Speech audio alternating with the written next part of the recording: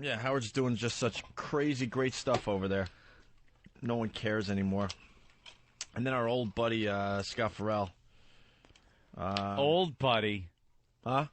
Old buddy. Yeah. Yeah. Because sometimes you go, hey, my old buddy Jim.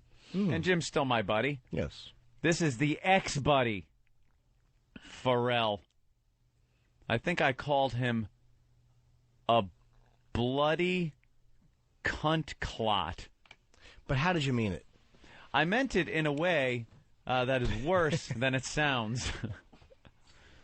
What a phony lump of shit this guy is.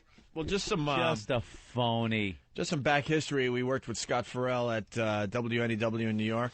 Anthony and I actually got him hired at WNEW. He's a guy that's he's very good. Can't keep his fucking job. You know something? He's good to some people. Some people like him. Some people hate him. I, for one, bit my tongue a lot of times. Just let him, just because you talk fast doesn't mean it's fucking good. If you're into sports, fine. You find him entertaining, great, whatever. I swear to you, there were times I bit my lip here and just like, all right, let him go. He's just on a rambling rant, won't let anyone get a fucking word in edgewise. He's on 20 different subjects, none of them entertaining or funny. And, he was very hit or miss. But out of friendship and loyalty, I wasn't going to blow up the guy's spot or anything like that. Let him go. Some people seem to enjoy him. That's fine. The second... And we, just some back history, too. We were very interested in getting him here at XM. Very interested. We had a list of people we were very interested in getting here at XM, but we had to put all that on hold. Remember the whole golden ticket thing? That was a thing that was happening. Yep. And then there's some things that happened behind the scenes, so we had to kind of just stop that, put it on hold for a while. But eventually we are going to, hire some of our friends. And we were all friends. It wasn't just like a radio thing. We all got along really well. And he knew that. Yeah, and, friends. And he was told that, and we're like, all right, but hang in there, whatever. And then next thing you know, there's a post on his website that he's now claiming he didn't write or something. Oh, now he's claiming he did? Oh, now well, great. I have an email that from him that's because he wrote me personally because he was all scared that the pests were getting to him and his family. And he goes, look, I had nothing to do with the post on the website. And we're like, come on, Scott, at least admit it. And this post on the website was basically saying how great, Howard was and how he's going to kick our ass. He's going to kick O&A's ass. And it's like, wait a minute, you're a friend of ours. Why would you, out of nowhere, just, start, have a post like that on your website? And here's the thing. If he wasn't getting hired by XM quickly enough, or, I don't know all the details of the talks that went on between him and XM. If things didn't work out and he got a better deal at Sirius, I have no problem. Don't make the mistake of thinking that anyone that goes to Sirius is an asshole and, fuck them. If the guy's got to eat and wants to have a job and they're offering him a better job, take it. I don't care. Jim Brewer's been over there from the start, before we were even here. And that was a huge disappointment because we really like the guy. We would have loved to have had him here. We did great radio with the guy. We would have loved to have him here, but he's over there. Bottom line, when we did that comedy tour and he was there, I sat in a dressing room with Brewer. We talked. Passion of O&A. I have no problem with Jim Brewer. I find him funny. I like Jim Brewer. I see him on the street. There's no, motherfuck this, avoiding anybody. He's great. You know why? He does what he does. We do what we do. We like each other. There's no reason to bash Jim Brewer. No bad blood. We love Brewer. There's no bad blood. Fine. He works over there. We work over here. That's how it worked out. We would have liked it different. Didn't work out that way. It worked out this way. I have no problem with that.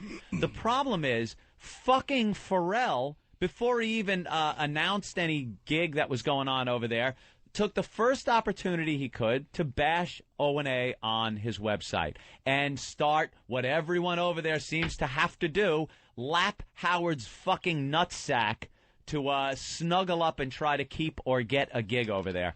And now, all Ferrall is doing, he did a show, I guess, Thursday and Friday over there, is lapping Howard's ass I swear to you, it has to be every 5 minutes. He brings up the fact that, this fantastic Howard Stern, man, he's just got the innovator. It's so exciting to be over here with Howard.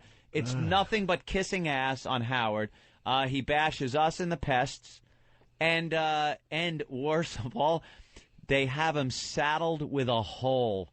They gave him, they sat him down and said, This guy needs to be calmed down. He just babbles incessantly about shit. Let's get him a hole, an oh dear, broad to sit there and undermine what he did that some people did like. Just a waste. And you know something? Ferrall, you can go fuck yourself. No one on this show badmouthed done with that. I'm not going to ever sit with him again like we did with our agent and talk and have him talk about how great we are and just bullshit up and down. Because the bottom line is this guy doesn't care about anybody but Ferrall. And that's fine. You go through life like that. But you've exposed yourself.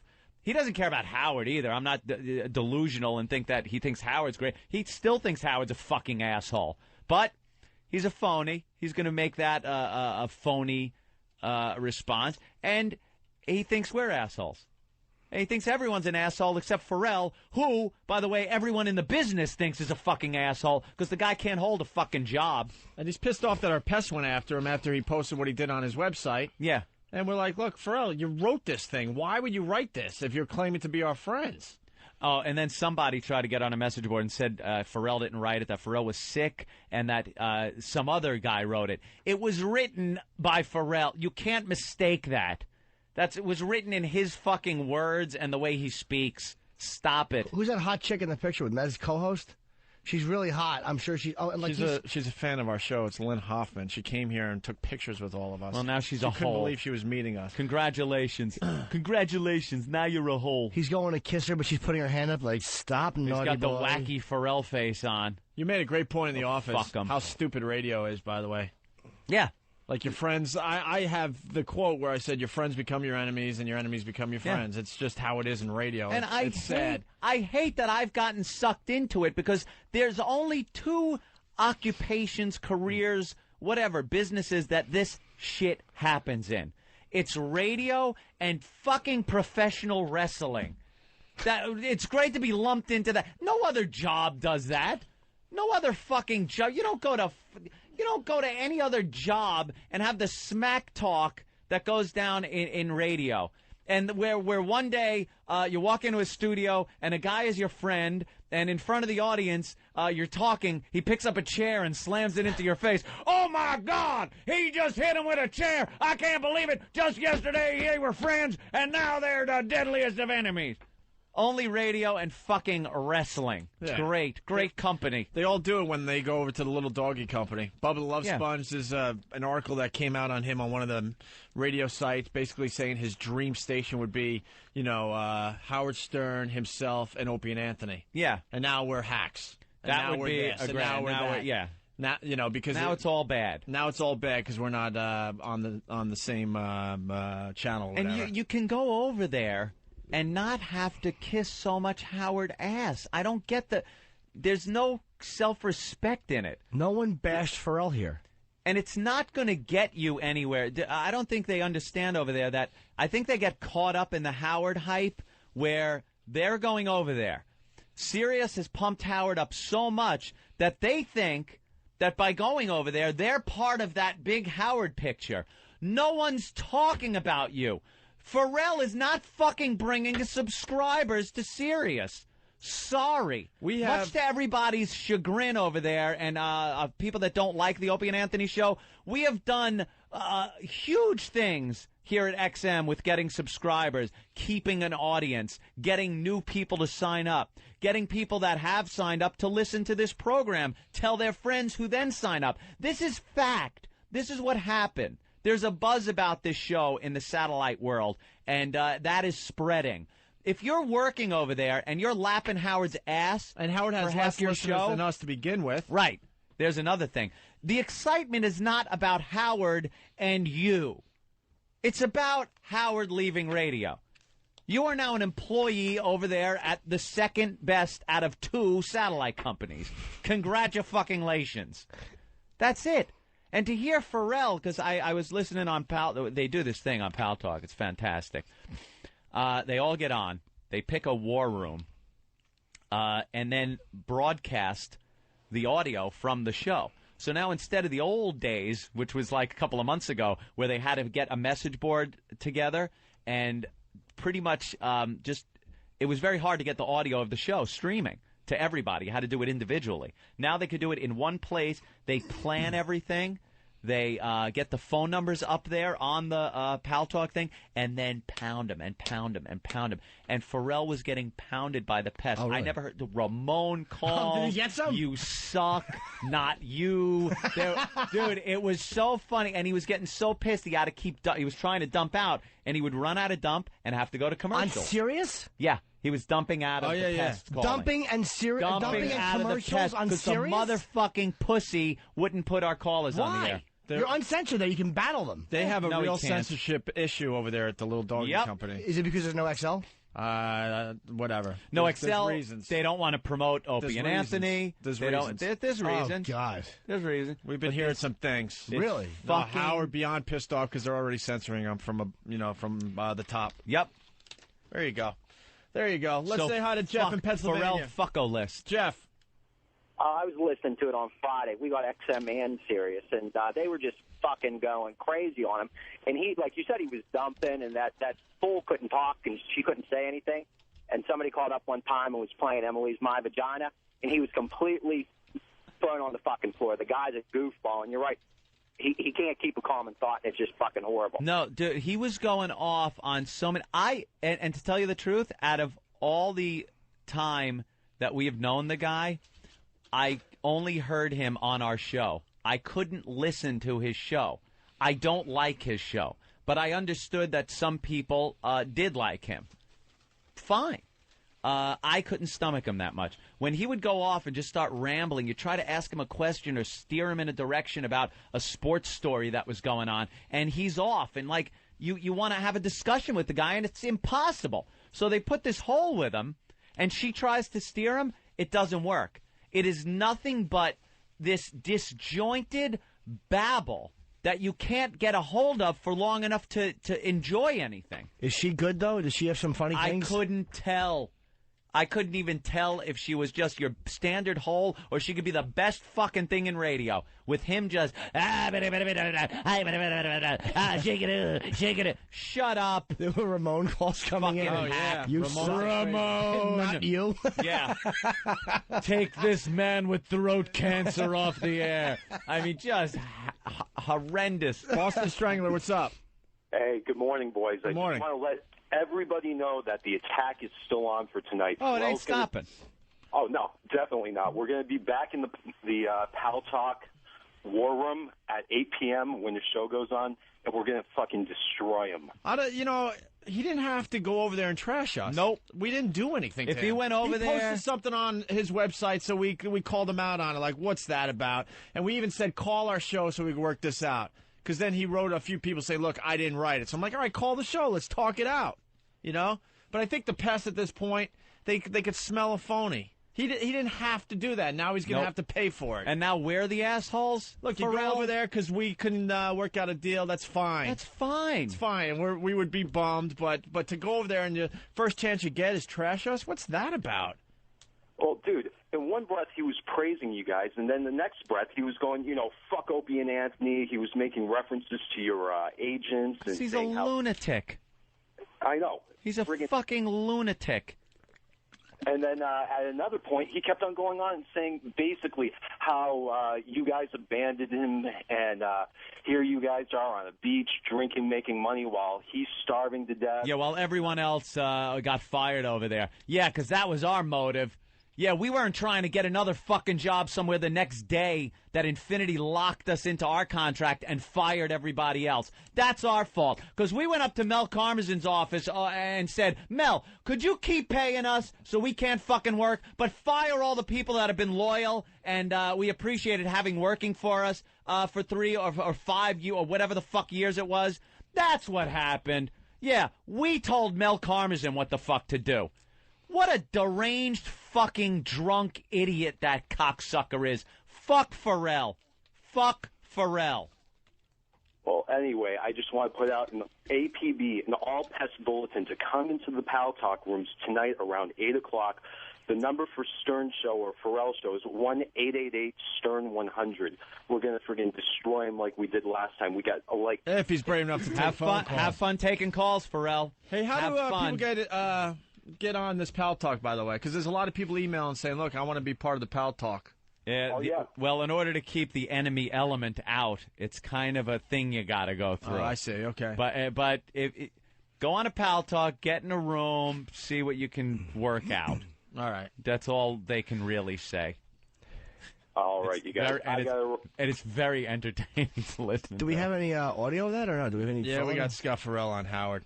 This guy was our friend. I mean, it's so ridiculous to say anyone's your friend in radio.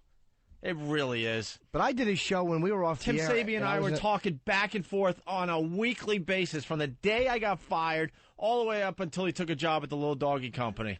And out of nowhere, he just fucking goes to work with Howard. He hates Howard. Yeah, but Tim said how great we were. He had fucking posters in his office down at YSP even after we got fired. The guy fucking loves us and turns around and goes to work with Howard.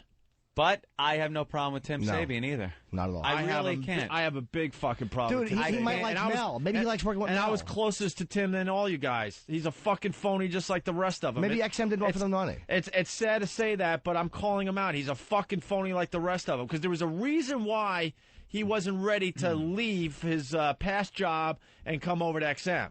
There was a stock thing and there were other concerns. And he wanted to wait out. And then all of a sudden, out of nowhere, he pulls the trigger and goes to work for Howard. I don't know what deals are made by these guys, so I can't just for the fact of going over there, I don't have enough information. I don't know what. Well, if XM said, "Hey Tim, here's $100,000 a year.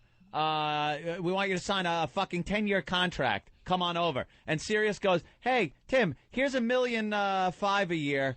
Here's umpteen thousand fucking shares of stock." Here's the power position you're going to have, and you're back under Mel, who loves you. You can't fault the guy. The weight of O&A loyalty to that has to balance out somewhere. Yeah, I got no problem with Tim. He didn't badmouth us. So personally, for me, you guys don't know the inside scoop. And he's not badmouthing. It wasn't about the money. It wasn't about the money. I'm telling you. Maybe he just loves Mel. It wasn't about the fucking money. Maybe he loves Mel. I mean, I don't know, but it's not a love for Howard or a dislike for Opie. I love that. It's these guys in radio. They're a bunch of fucking phonies. They love you, but then they turn around and kick you in the balls when you're not looking. Well, I'm telling you, man. And then I was really close with the guy, and I find out from a stupid radio message board that he got hired over there. Didn't even have the balls to call up and go, look, dude, this is what's going on. He probably would have been in big trouble if he called the Opie and Anthony show on XM to announce that he was on. Not our actual show, behind the scenes. I slept in the fucking guy's house. I'm telling you. Go through his drawers. Big condoms, XLs. No, what was he got in there? That was somebody else. Swamp Knob. Anthony. Good name. Anthony, you there? Yes, my friend. I am here until 11:01. Anthony, listen, the other night, I don't know if you got on in time, one of the callers called up his Howard's daughter, Emily, and got in singing the whole My Vagina song, and the stupid douchebag Ferrall didn't even catch on to it and let it go for a minute and a half, saying, that's great, I don't know what this guy's talking about. He just sat there laughing his balls. I don't know what it is. I don't know. Shake it up. Stop. It was great. I was in tears. The whole board in Pal Talk was in tears over it. Well, if you guys got audio of that, please send it in. We love that shit. Thank you. Hey, how about, Aunt, did you catch Lil on cam the other night? She was out of her mind. She's a classic Lil on cam. No. Oh, she was crazy naughty girl the other night. Yeah, she's a dirty girl. Oh, she's a filthy, lovely individual. All right, thanks. Let's go to Rose in West Virginia. Rose? Hey, it's me. Hey! I did the My Vagina call. I'm calling in to take credit for it. Did you? Oh, that was you? Yep. Very good. Very good. One of our pests helping us out. What'd you say when you called? That you were Emily? No, I just called up, told them I was from West Virginia, told them I loved Ferrall, and they were like, oh, we'll put you right through. And as soon as he picked up, I started in with the My Vagina. Very good. Yep. Thanks for that, Rose. Bye, Rose. All right, let's say hi to Joe in Jersey. Never Joe. let go, Rose. Joe. Hey, awful name. Hey, Anthony, why don't you tell us how you really feel about Ferrall? Don't hold back. Yeah. Listen, this guy is such a fucking asshole. When he was on your show and you guys talk sports, you know, when you trade a guy in sports, they stay friends with each other just because they go from Dallas to Pittsburgh or whatever. They stay pals. Why does this guy got to out himself and be a fucking dick? It's bizarre. I think he feels like he has to like kiss Howard's ass to work over there, like Anthony brought up. Because it's really bizarre that he would just go after us like that. We're at the point now where if somebody bashes us, they feel like they're getting in a little better with Howard. And that isn't the case. You're being bamboozled. Well, and these guys have no idea they're making a huge mistake because they're not working for the Howard Stern of 1995-ish. No. It's a whole new world, man. He's not a boss. He's overpaid hell. When we were off the air, I did his show. I think it was Atlanta. And he was great. I mean, he was asking for you guys. He was happy. Yeah, we got audio of him kissing our ass. It was. We don't have to go any further than this machine right here to find audio of him kissing our ass. Well, I would like to hear it if fucking Hawk was on duty instead of leaving his fucking awful sandwich there and traipsing off to engage in homosexual behavior. What is he eating? What is in that? It's just awful. What is it? Oh, shit. Oh, it's in the car. Oh, put it back up there. Put it back up there now. Hey, Jimmy, I spoke to your mom at your HBO show. Eric, your thing fell over. Your thing fell. What was that? Hey, it's on my seat now. Your sandwich fell, Eric. What was in that, Eric? Tuna? It's all over the floor. Hey, Jim. Yeah, you did. You fucking stomped it like the Gestapo. What? I saw you doing the HBO show, and after the show, I talked to your mom and dad. Okay. And I told her that it was funny the way, you guys played that message from your machine, and she was like, oh, my God, I was mortified. I had no idea when I left that message she was going to bring it in. She was so cute. I just wanted to say she was all right. Oh, your mom's thank you. Cute. All right. Thanks. I got to apologize. I'm sorry, Eric. It seemed right at the time, and now Jeez, it seems right now. Sandwich. I don't apologize. You're the boss. And now I feel bad. There's tuna in the treads of my... Not only should you have done that, you should have done it while it was in his hand and he was eating it. While it was in his mouth. That's how you assert power. I thought it was kind of fun. Why don't you buy him a new sandwich? He's still, first of all, he's still hungry, and the rest of that sandwich was like, oh. Why don't you buy him a new sandwich, Hope? I'm really sorry. Yeah, get him a might not new happen. sandwich. No, I got to start apologizing to things. Get him a new sandwich. I thought it'd be fun, and then Get him a new sandwich. Then I looked at him, and the sandwich is squashed all over the floor. It's in my shoe. A little sad. You're yelling at him like he's Connie. Now clean it up! Didn't get the reaction I wanted. It's just I feel really awkward right now. Why? He's all right. Sometimes you do outrageous things. It gets the laugh you were looking for, and other times you just feel like I dope. Otherwise, she will just go, oh, he just did that. Why don't you buy him a new one? We'll chip in. Let's see. Give him more. All right. Well, here's some audio of Ferrall kissing Howard's ass, I guess. It's hard to listen to because he used to be our friend. Yeah. Whatever a friend is supposed to be. I don't in even radio know anymore. Doesn't mean shit. This is Scott Ferrall. He did a radio show for us here on Howard 100 last night. You're on tonight, right, Scott? Absolutely. It's just the greatest thing ever for me. Great. Is this not Oh, fun? my God. It was just the sickest night of my life. I've now accomplished everything in life. I did Letterman twice, and now I sit with you. God on earth, my hero in radio. Thank you. When you were at NEW, it was rumored that you were fired because you told management to fuck off. Yes, I did. You walked in. Okay. All right. Yeah, here we go. You know why he got fired? Yep. It just hit me. Yeah, Because remember? he was sticking up for us. Right. Because of the Sex for Sam thing that Anthony and I blew up our careers over. Yeah. Scott Ferrall was the guy that went on the air and basically said this is bullshit, blah, blah, blah. They had told the air staff not to mention us, not to talk about us anymore. We were done. Holy shit, they're actually talking about this on Howard's show? Yeah. The reason he got fired was fucking sticking up for us. And Scott went on and said it was bullshit that we got fired. And they fired him. Ooh, wow, the echo. That's kind of creepy when you hear yourself screaming. Jeez. It's like, who's that lunatic out there? Oh, it's me. Are you kidding me? Yeah. He went down this road with Howard, and what do they mention us? I don't know. I didn't hear this. NEW. It was rumored that you were fired because you told management to fuck off. Yes, I did. You walked into an office and said, fuck off? Now, some of those bosses are here today, and I love them very much, and they're great to me, and they've always been good to me. Jeremy Coleman, I look up to. Great guy. It all stemmed from the LA thing. Look, we all got fired. You look up to him? Scott. 3 feet tall. Exactly. So he's fucking Fiona Apple. Fiona Apple. How do you look up to him? Oh, my God. Oh, my dear, sweet Jesus, Ferrall. What happened? He looks up to Jeremy. We used to walk all over the guy. He's a nice guy and stuff. Very nice guy. Floor mat, though. He's lupus. How do you look up at him? He's lupus from Bad News Bears. Take care of Jeremy, and then he goes, and you just wait till next year. He was lupus, right? Yeah. Great to me, and they've always been good to me. Jeremy Coleman, I look up to.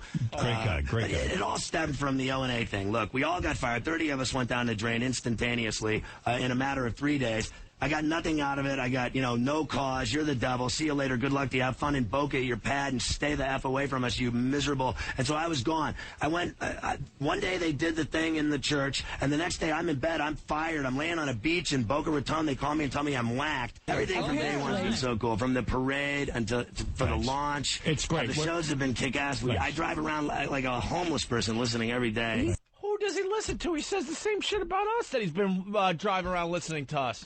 Both at the same time. One of your phones got you, one's got Howard. Blah, blah, blah. Shake it up. Oh, this is embarrassing, Scott. It's embarrassing. He used to fight the same fight we did. He's a phony. Holy crap. He's People are going to see through your shit, buddy. For how real he wants to come off, he's nothing but a phony. People are going to see through your shit, buddy. Did he say bad stuff about you? You didn't have to go down this road. You just go over there and do your gig. Do your gig. It's great. The shows have been kick-ass. I drive around like a homeless person listening every day. He's sincere, it's Howard. Great. I don't usually get off on any shows on radio. I hate everyone. But I'm friends with a lot of people in the business that do shows. I don't think much of any of them, but as friends I do. And I think what you're doing, and always in my life, it's been a kicker for me and laughing. This guy makes me laugh. No one makes me laugh. Well, one of the things... You're a sick fucker. You make me laugh. One of the nice things about this job now is I do get to meet other radio people, and I get to hang out. They're all jealous of you. Well, but I also get to maybe even... I work with everyone that hates you. I know. Everyone Well, everyone in the industry. O&A, Manga, they all hate. They all hate. Well, if you're working, It's sad to me. They're great guys. It's sad when you inspire people and you give them an opening and you say to something, radio can be better, and you pioneer Your shows something. are better than all of theirs. That's the problem. They get all flustered. And then, I just like to be around great talent. Like being on that show with Manga, being on with Greg and Anthony all the time was great for me and their audience, and being on today is another experience I'll never forget.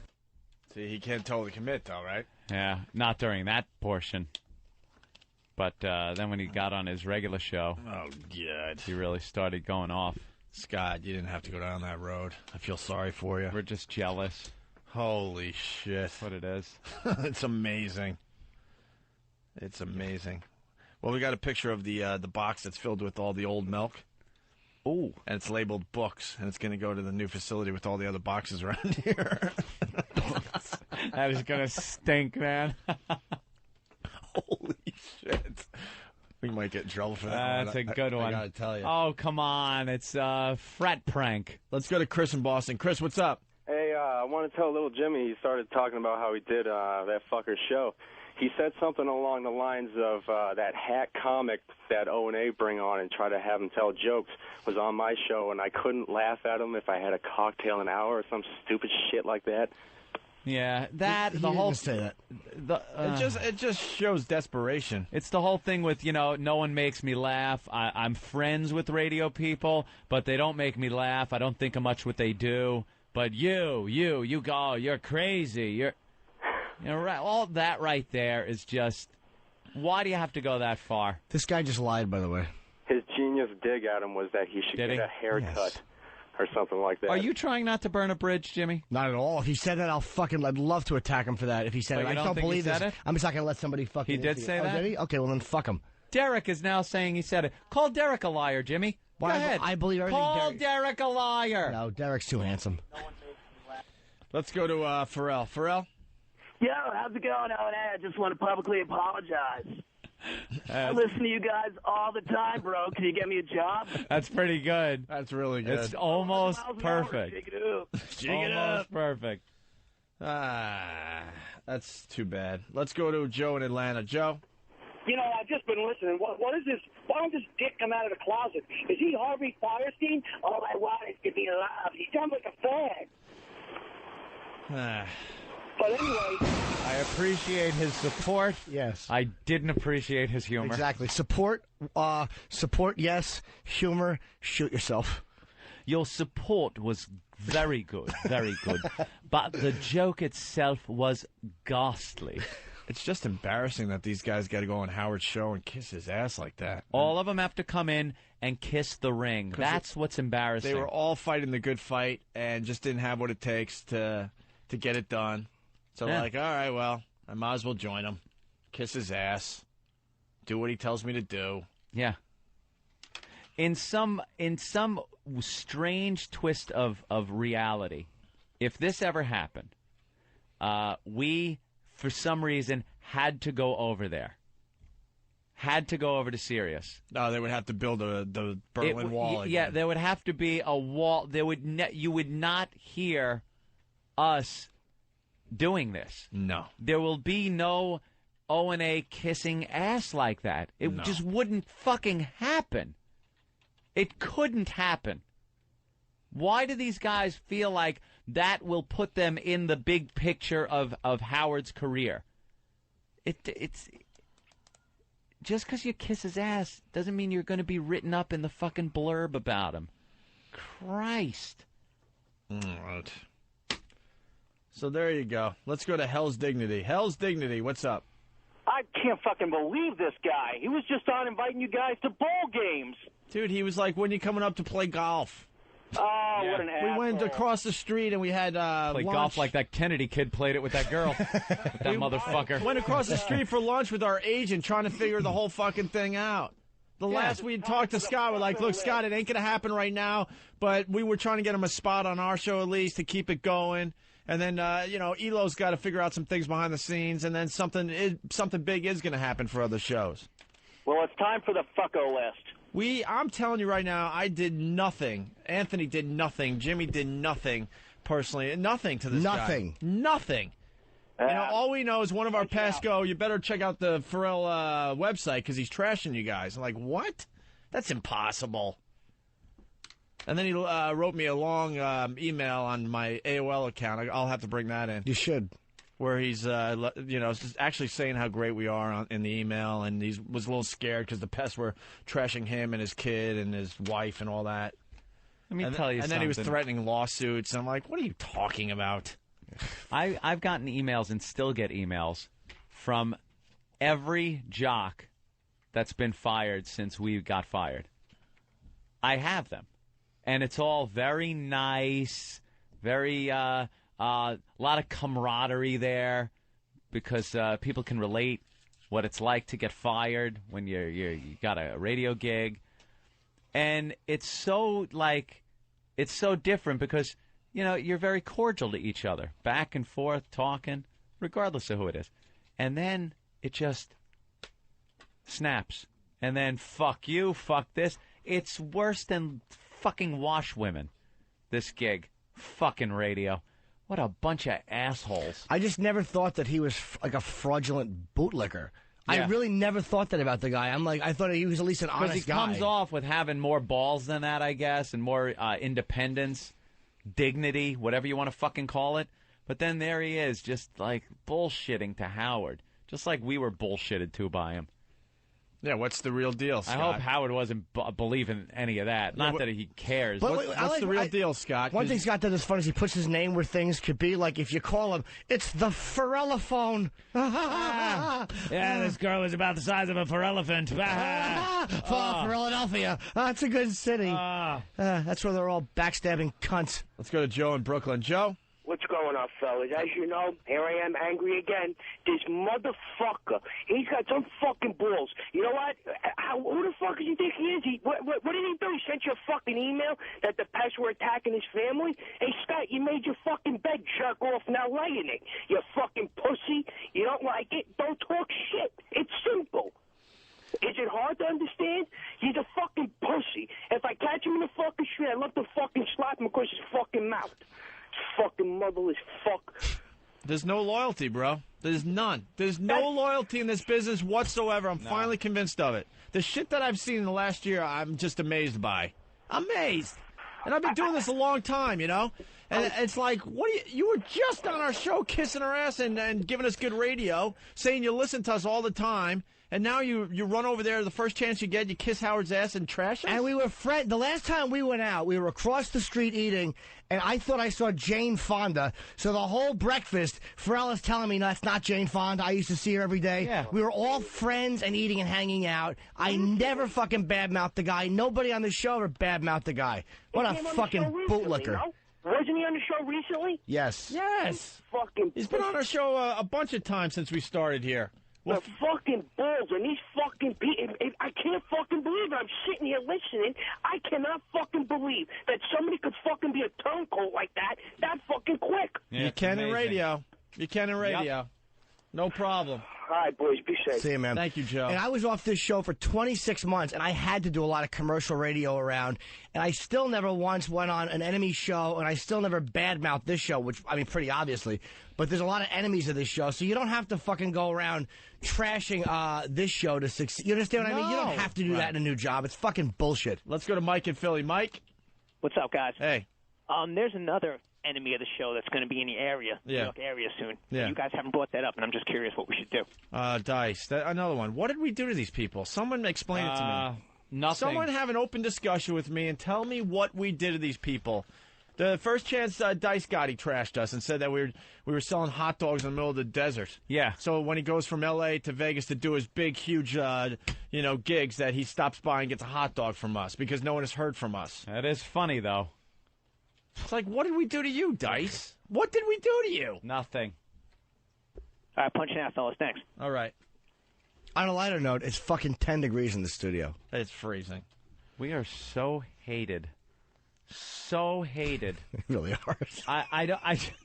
You know what? It's fine to be hated by your enemies, but to be hated by people that you took into your home and stuff, that's bizarre to me. You know? Yeah. It's bizarre. Like, what do we do to those people? Nothing. I understand the other people that hate us because we go after them, blah, blah, blah. But people that we're actually friends with, drank with, ate with, I slept over, Sabian's house. Dice checked out my place when he was in the city. It's like it was more than just doing radio. And all of a sudden they turn around and they kill you first chance they get. For what? What did we do? Because it's professional fucking wrestling. What did we do? What did I do to Dice? I don't know. What did you do? He wanted me to call him before he did our show or something like that. But I wasn't in the mood to call anyone for probably 6 to 8 months after my dad died. So sorry that I didn't get back to him. If that's what it is, then God. Fuck them all. Let's go to Keith in Jersey. Keith, what's up? Opie, good morning. Hey. I got to tell you, for all the times you guys were counting how much time you were spending talking about Stern and Sirius, yeah, it is the best bit ever for 2 reasons. A, number one, it's just hysterical listening. You get more fired up than Anthony does about stuff. But 2, I don't know, for some reason, every moron I know is picking up a Sirius, and I'm like, I record some of these bits where you're talking about you've got actual facts, because when I get in the heat of it, I lose all my facts. I just give them a CD with a couple of MP3s burned from your stuff, and it just shuts them up, from whether or not it's a matter of that they don't have a true receiver where you can walk around and hear it and stuff, to stuff Stern's done, anything and everything. It just shuts them all up. So I want you to keep talking about Sirius, keep talking about Stern, because it's the most entertaining part of my day. All right. And the other thing is this Pal Talk thing. I'm a Mac consultant, and you guys got to do something to talk to these people so the Mac users can see this stuff too. So 3 faggots with Macs can get online. Fucking Mac is incompatible with everybody, dude. It's the way Apple does shit. Good morning, baloney tits. Thank you, sir. They're completely incompatible with everything. They're arrogant, man. Actually, it's not baloney. I think it's chocolate pudding. Why do they do that? You can't even right-click on Mac. They blow. Actually, you can now. You can now, but you got to expand the window. You got to just drag it. It's fucking awful. I have a Mac, but you need a regular Windows computer also. You can't just have a Mac. Of course you can't.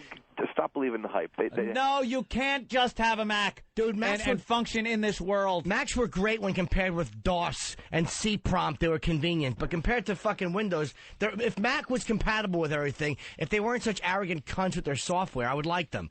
But iPod, they're just extremely arrogant. I love Mac. I use all kinds of graphics programs on it, but when it comes to just going online and doing your daily work that you do and playing games, Windows. It's like no Windows machine is ready to go out of the box, all the cool stuff. You got to add that stuff yourself. And the problem is a lot of Mac users don't know where to get that stuff. I've been doing nothing but Mac support for 20 years. If Apple stopped making a Mac, I'd be a pastry chef, but because I hate Windows.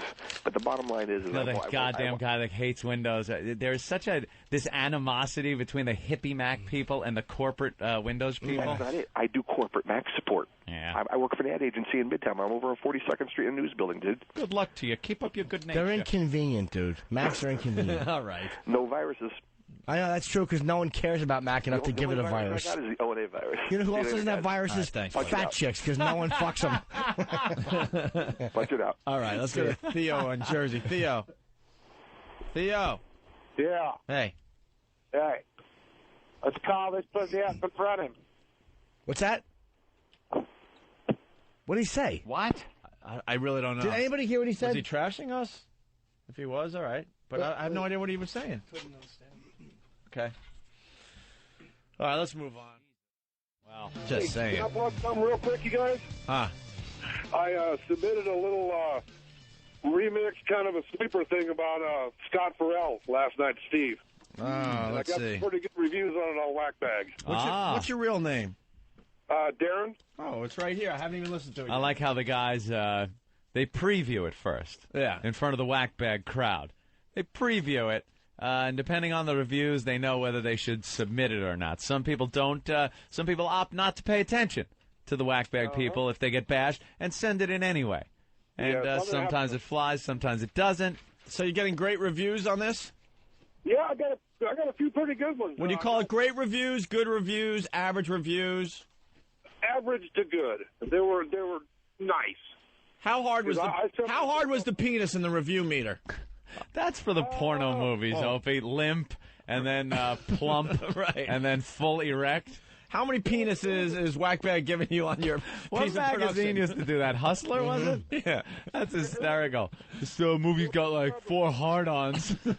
When it would go from limp to fully erect, and then kind of go in like increments of. They did it both ways, didn't they? They had a lot of penises, 1 through 5, and then they had the limp to hard penis. The limp Jake.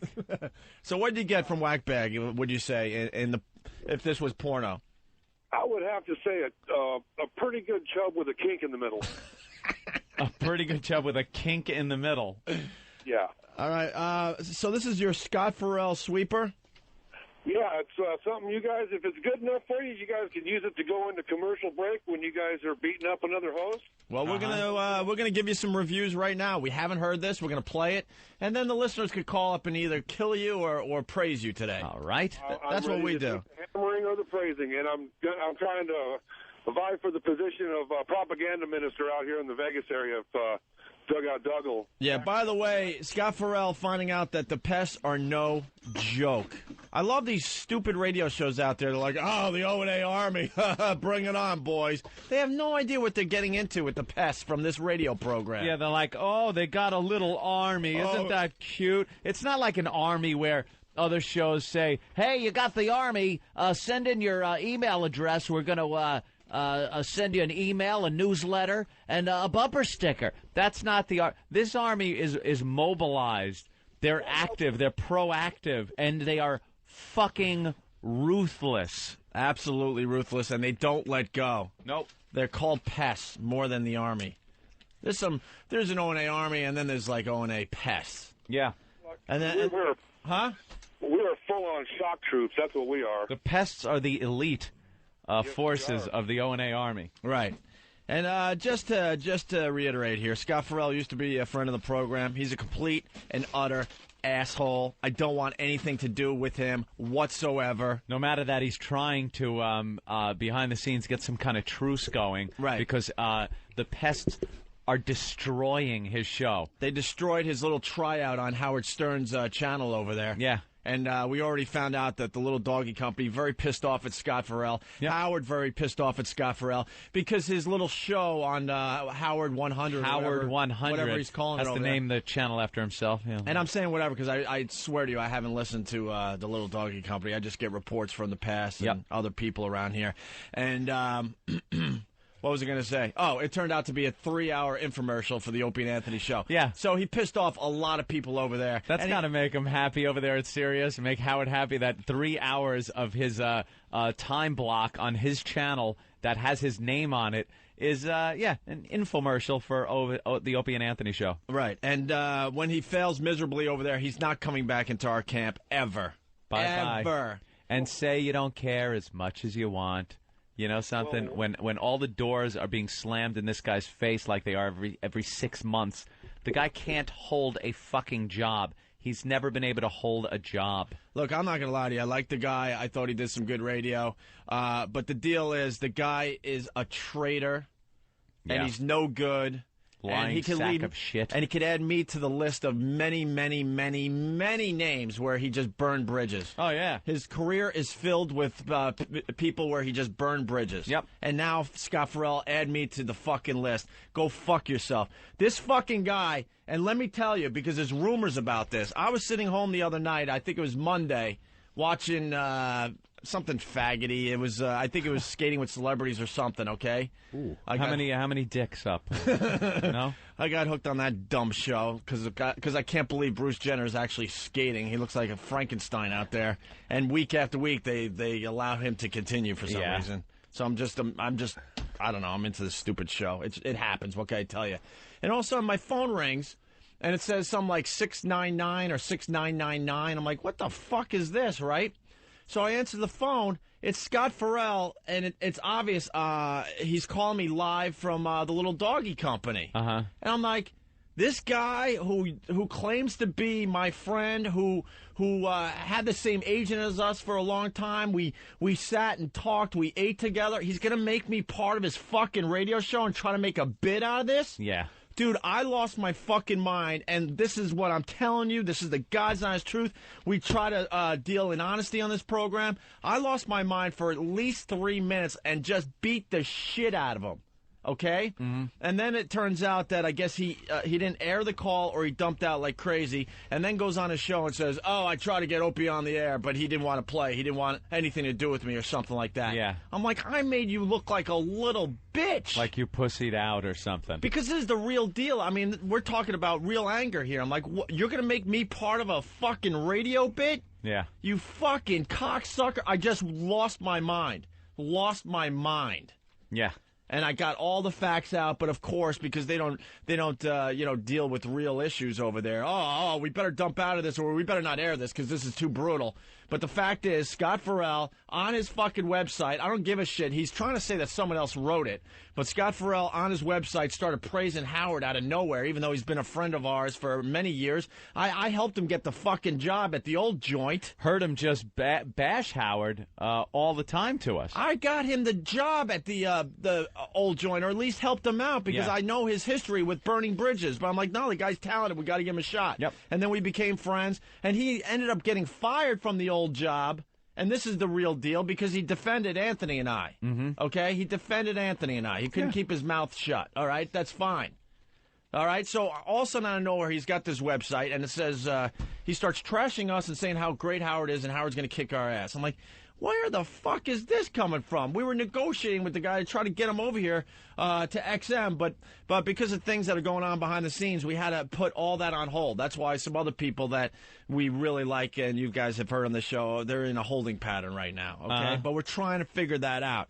And then next thing you know, he's on Howard's show trashing us, and then starts his own show. It's a little tryout over there, and starts killing us there. So the pests just took him out. That's it. Took him out 2 nights in a row. Out of his game. And it doesn't stop, people. This doesn't stop. The pests go and go and go until you give up. Until you just give up. Or until Howie realizes, this ain't going to work out. Get somebody else in there. Right. And his only defense is like, I didn't write that on my own message board. I'm like, well, Really? Who did then, Scott? It says it's pretty much your website. I mean, Not only that, it was stuff worded like Ferrall. It's like somebody writing, like somebody reading one of Jimmy's blogs, and then saying, "Well, Jimmy didn't write that." You'd know if he wrote it. It sounds like Jimmy. And I'm not a faggot. If I write something on my site, I'm not going to deny it. Well, I'm not a little faggot like that. And here's the deal, man. I mean, there are times there's some things that pop up on our website that I'm like, what? What is that about? And and we immediately take care of the problem. Yeah, take it down, address it. Like he didn't know it was up there for days? Yeah. For days? And then to get on and confirm it by just bashing us. And then he calls me thinking he's got what it takes to take me on. Stop. And then doesn't even have the balls to air the phone call and then make believe that I didn't want any part of him. Are you kidding me, Scott Ferrall? You fucking loser, you fucking liar, you fucking traitor. I don't think he was trying to make a bit out of you. I think he was trying to squash it. And when you told him to go fuck himself, he realized, I can't squash this. He was trying to squash it and save his dignity. Believe me. He was trying to save his dignity and squash it. Yeah, he wants it squashed. It's affecting his show here. And a note to another old friend, Jeremy Coleman, because he listens every fucking day. Scott Ferrall calls me at home again and tries to make me some part of a fucking radio bit or gives out any of my fucking phone numbers on the show. Everyone's home number gets out on the show. Everyone's. Yeah. Everyone's. And, Jeremy, you know the list of people over there that I know and I have numbers for, including Howard. All of them. Yep. I ain't fucking around. This fucking guy calls me to try to make me a radio bit. Go fuck yourself. And that's the real story. Because people have heard rumors. What? Opie didn't want to... No, I took him on. Trust me. And I made him look stupid. He just chose not on his own show. Not to air that. But he was obviously... like, Jimmy thinks he was trying to squash some. No, this guy was obviously either taping or I was in a long delay and said, all right, I can't go with this. I'm telling you. He might have been taping it. I'm telling you, because I've had conversations with a guy. They don't start off with a blast to the face where I'm like, what the fuck? Oh, and then I realize, I'm like, oh, I'm on the air. All right, you want to play? We're going to play. Yeah. Let's go to Dugout Doug. Doug, what's up? Oh, wait, here it is? Holy shit. Hold on, the Doug. Senior members of the Pests. Hold on. Doug, hold on, man. By the way, you guys did a great job. Hold on. So this is what he said on his show, to back it up. You just hung up on me. I can't believe you just called him. That takes a big man to do something like that, you know? They wouldn't have picked up the phone to call. Well, of course not, because they do it on the air. So I called him and said, let's hook up and talk about it. You actually kind of... But he doesn't want to. He doesn't want to talk about it.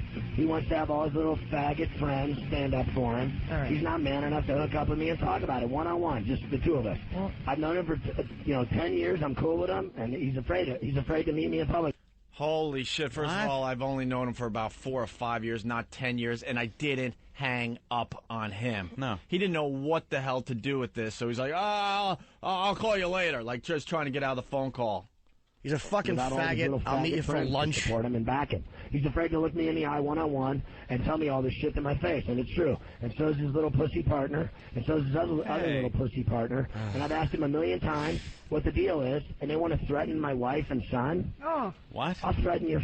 Who the fuck threatened your wife and your son? No one threatened that fucking hole you dump a load into, you drunken fucking junkie. No one cares about your fucking wife and your fucking son. No one cares about them.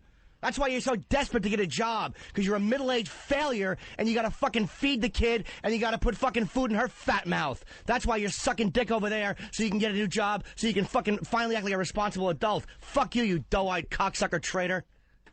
I'll threaten your face right to your face. I'll turn you up. You know where I am right now. Come on. These fucking phonies that with the threats and I'm going to beat you up. You know, you really should do your research before you start saying shit like that. The tough guy. From what I've heard, he's had his ass kicked for mouthing off more times than I can count. But what is that? I'll meet you outside. You want to have a fucking charity wrestling match? You fucking Zoo Crew jerk-off. You middle-aged Zoo Crew jerk-off. Yeah, Bubba the Love Sponge. He's like, I'll meet you in the octagon. Oh, fuck the octagon? No, because continue with your fake, stupid radio with your fake voices, and we'll stay over here and do our real shit. Meet you in the playground. I'll meet you in an octagon. We'll put the gloves on. Will we? We're going to put gloves on. Who's going to tap out? And what, are we going to, raise money for a charity, a faggot? Really, man, before you start threatening us, you really should do your research. Thunder Lips. You wouldn't be threatening, trust me. Thunder Lips and the Italian Stallion. What's up? You know where I am right now. Come on down on your little faggot roller skates. I'll beat your head in. Oh. Come on down right now. I'm here right now. You know where I'm at. Come find me. I call you up. You want to scream and yell on the phone? Call you out. By the way, that is like the bravest thing to ever say because we've been to the little doggy company. They're on the, I think it's close to 50 stories up. Yeah, I'll just go there. I'll go there, Scott, because after 9/11, they just let you up. Yeah. Yeah. There's no security. I'll go right to the security guard down below. I'm here to see Scott Ferrall to punch him in the face. Yeah, we got to beat up Scott. Yeah, one moment, please. As you're in the elevator. Ding. More phony shit. I love these guys. You know where I am. Really? Oh, I'm going to get from the security guy, and he's going to allow me to go 50 stories up to punch you in the face, right? Yeah. That's going to happen, right? Right. We can't even fucking sign into our own building half the time. Just go down there, get on the Ferrall-elevator, come on up, and say, oh, shut up. Oh, with the word Ferrall and things, it's fuck. When I listen to him trashing the show and me and you guys, I swear to God, I wasn't even that angry. I was fucking embarrassed for him. It's like, that's what you have? I'll come down and I'll fucking put you in a headlock. You fucking cunt. You phony fucking cunt. That's what you are. You're a fucking phony cunt. You don't even have the balls to be honest, man. Mm-hmm. I'll put you in a... That's your idea of cutting and slicing somebody's Achilles? You fucking Mr. Mom faggot. You're a Mr. Mom. You're a stay-at-home mom. You do your fucking little radio show at night, and then you go home and you fuck your stupid wife, and you change diapers in the morning, and you're still trying to be a rebel wearing a duster like it's 1981. You stink. Gets on the air talking about, chicks, not boozing it up last night. No, you're not. Now, let me make this perfectly clear. None of us have threatened his wife or his kid. I haven't even talked about him. Who cares about them? I don't care. Cares? It's not my fault. You didn't have the guts to pull out of some stripper you were fucking. Good for you. Now you got a kid. Fuck you. Who cares? Your wife and kid haven't been stabbing us in the back or talking shit about us, so why should we address them? It's you that's the asshole, Ferrall. Yeah, how desperate were you, man? Yeah. I mean, Jim Brewer went over there, and we're still friends. Got no problem with Jim Brewer. He went over there. He thought it was a good opportunity, and he doesn't fucking trash us. He does his show. It's nothing about working for Sirius. And when we see him out and about, yeah, we're friendly. Yeah. We are. Yep. To be honest with you, we don't see him a lot these days, but when we do, there's no problems there. No. And you could have done the same fucking thing, but for some reason you felt like, because now you got the gig over there, you got to trash us on your own fucking website, go on Howard and trash us. Yeah. So now deal with the pests. You thought they were cute. I love these guys. Oh, bring it on. Bring on those two Army members. They got only 2 listeners. It takes one day. You don't want to fuck with the pests. We've been telling you guys this for I don't know, a year or 2 now. It takes a day before they start going, all right, we got to do something about this. It's destroying the show. He has no fucking fans, dude. It was all Opie and Anthony call. I listened to 30 minutes of calls. It was hilarious. Yeah. No fucking... If they're not pre-screen callers, he has no fans. Yep. No one gives a shit about you. No one cares about the rambling guy. No one's listening. No one fucking cares. I call you up, you want to scream and yell on the phone and fight with me on the phone and scream and yell and call me all kinds of names and cuss at me and call me this and that. I'm like, let's just hook up and talk it out and figure. See, he's referring to the phone call there, by the way. You didn't call. But he's referring to the call when he got me on the air. Yep. See? But I didn't want to deal with you. I beat you up pretty good. Yeah. As far as phone calls go, pal. Let's sit down and have lunch and work it out. Talk it out and figure it out. Oh, yeah. That's going to happen. Instead, I get all these gay, stupid radio games that they play. Yeah, but you're just feeding right into it. Millions of these stupid faggot... By the way, let me tell you something about the whole, this, what's her name, Liz or something? Lynn Hoffman. Or Lynn Hoffman. She fucking came here, kissed our ass, and got pictures with all of us. Yeah. That is a fact. Who wants to fucking back me up on this? She said that on the air. Huh? She said that on the air. She said, I went over there to tell those guys that they were great. This is why I hate just about everyone in radio. Because they're a bunch of fucking phonies. There's a reason why we're successful. Because people see that we're trying to do real shit over here. Like, you come up. I think she was trying to get a job or she was just being cool. Steve knows. Sorry, Lynn Hoffman, what's her deal? She was She was one of the replacement morning shows at NEW. After we got fired, right? Correct. Yeah. And then she came up here and got pictures with all of us. What was that about? She's fans of the show or something, right? And she maintained that while she was at it. And she was also hoping that maybe XM or we would hire her. Yeah. But we just don't go down the whole route. No, she was very cool when she came up. No. Huh? Grr. You done? Oh, you got a phone call there, Steve. Stupid. Someone's calling us. No, she was cool when that Your came Ferrall up. phone's ringing. It's like telephone, but with Ferrall on it. Fucking faggot. Ugh. You want to wrestle? We'll put on war paint and wrestle. Douchebag. What a fucking douchebag. Listeners attack me. It's fine. Keep calling. You can't stop me. I keep going to the bank. Keep calling. Call all night. Call every night. What? I live for it. Dude, can I please, for 1 second? Here's how you know you're fucking getting your fucking head handed to you by a bunch of callers when you start mentioning how much money you make. When you have to resort to, I'm laughing all the way to the bank, you are getting the dog shit kicked out of you because you have no callers that are supporting you. And that's where you got to go. And Scott, you're being awfully cocky considering you don't even have the gig yet. Yeah. You think the little doggy company's going to want to deal with you doing a show over there with our fans taking over your show night after night after night? They're relentless. So too. you only have actually one option: to attempt to do a talk show without taking any phone calls, or to set up phone calls because we know they do that over there. Yep. Good luck. Good to you. fucking luck, because you got under my skin, all of our skins. So congratulations on that. But now payback's going to be a bitch. Yep. Enjoy the O&A pests, because they're not going away anytime soon. They do not Call leave. every night. I live for it. In fact, I can give you his cell phone number right now. With me. I called him. I tried to be cool with him. He won't talk. Once again, because she's going to play. She's going to play. She's hinting that she's going to give out my cell phone. No, his cell phone. Huh? His was cell that phone. what Yeah. she said? I'll give his.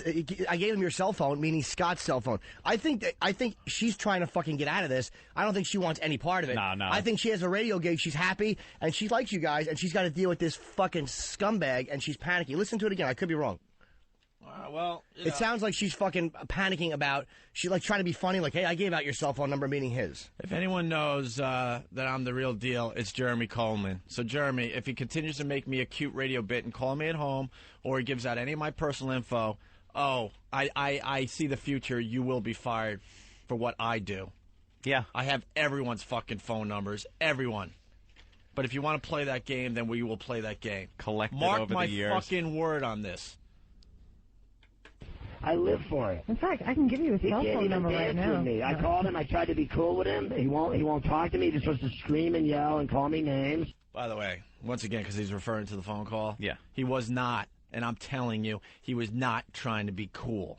No. He was either taping something for the show or I was on the show and they dumped out. I don't know. I really don't know that part. He went right at me. Not like, hey, dude, it's Scott, look, all awkward. Yeah. You know how if you want to try to work something out with somebody, it's all awkward, like, Yeah, he just hey, came out. No, it was full-on attack. There was nothing about trying to work shit out. He was trying to be cocky, thinking he could take me on, realize, oh, fuck, I'm getting my head handed to me here. I better just hang up, and that's what he did. Yep. Scream and yell and call me names. And I'm like, come down and call me names to my face, tough guy. I'm right down there. I can't even get you. He's like, come on my show and let us have a bunch of bad comedians attack you. Why do you... By the way, I did say that, and I said that over probably a month ago. We have a huge radio audience. Yeah. No show at the Little Doggy Company, including Howard, has an audience as big as ours. That is a fact. Nope. Okay? So I go, if you're such a tough guy and you're brave, you call up the show and we'll discuss this. Mm-hmm. I'm not calling your show to discuss a problem I'm having with you. You call us. Attack you. Why don't you come outside and talk to me to my face? Why don't you meet up with me, tough guy, and talk it over? This is silly. It's radio. What are we, fighters or something? What are you guys, boxers? Shut up, you hole. Now you're just another hole, Lynn. She's goofing on him. How does that feel? She goes, what are we, fighters? What are we going to go out and fight? Dude, she just wants to go do a radio show, and she is stuck with this self-destructive, bootlicking piece of shit. Combative asshole. We are embarrassed for you, man, that you have to suck. I can see if this show fucked him over and he was fucking striking back, but it's like you're groveling for the approval over there, like, I'll take on O&A and I'll make a name for myself over here. Yeah. Pick up the Ferrall phone. We never said no to the guy. We were still trying to work things out. He's just a douche. We were trying to work things out. But, He decided to go over there. God bless you. But you also decided to trash us for whatever reason. Now you're going to pay for that. Here's how you know he's a coward and a fraud. The fact that when referring to Jeremy Coleman, if you want to refer to Jeremy Coleman, he's a good guy. Yeah, when he's on Howard's show, he goes, "He's Jeremy Coleman. He's a great guy. I really look up to him." Do you?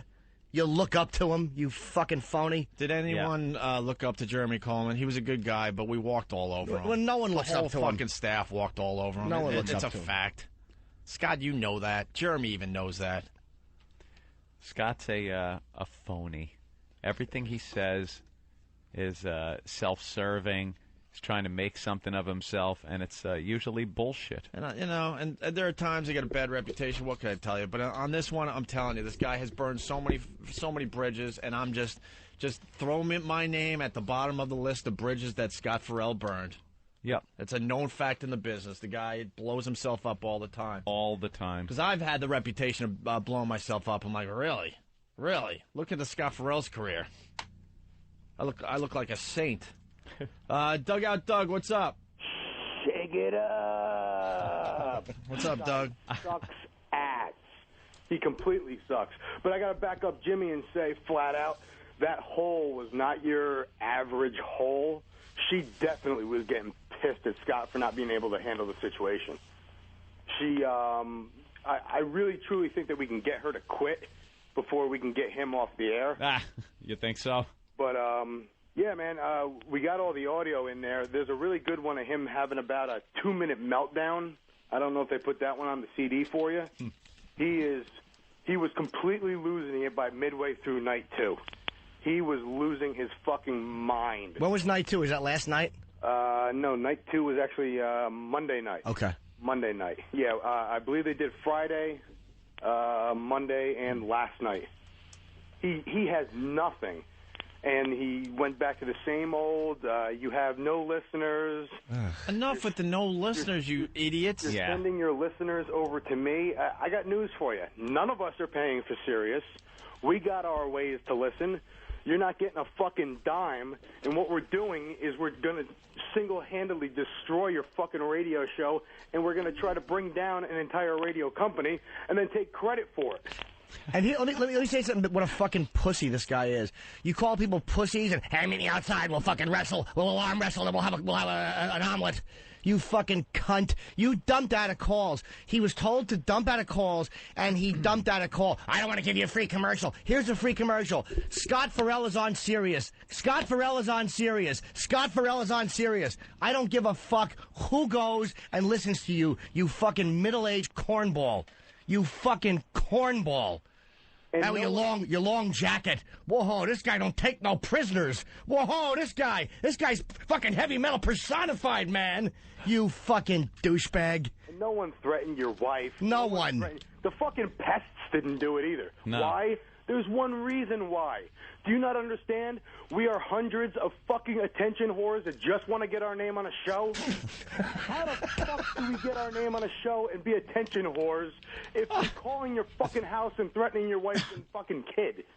Get over yourself, jackass. And he knows nobody threatened his wife and fucking kid. I feel bad for his wife and kid. She actually has to look at you and go, this is the guy I've chosen to live with. This is the fucking guy, this self-destructive, fucking bridge-burning cunt who dumps out of calls on a satellite radio. Why do you dump on a satellite show? Yeah. You 20-minute take-a-break pussy? It's a fucking commercial radio show. Because they're getting the best of them. I asked them that 2 calls in a row. I wonder if you guys have that on the tape there. Because not only do we call the show, not only do we assault the show, but after the show, we edit the audio into playable chunks on your show.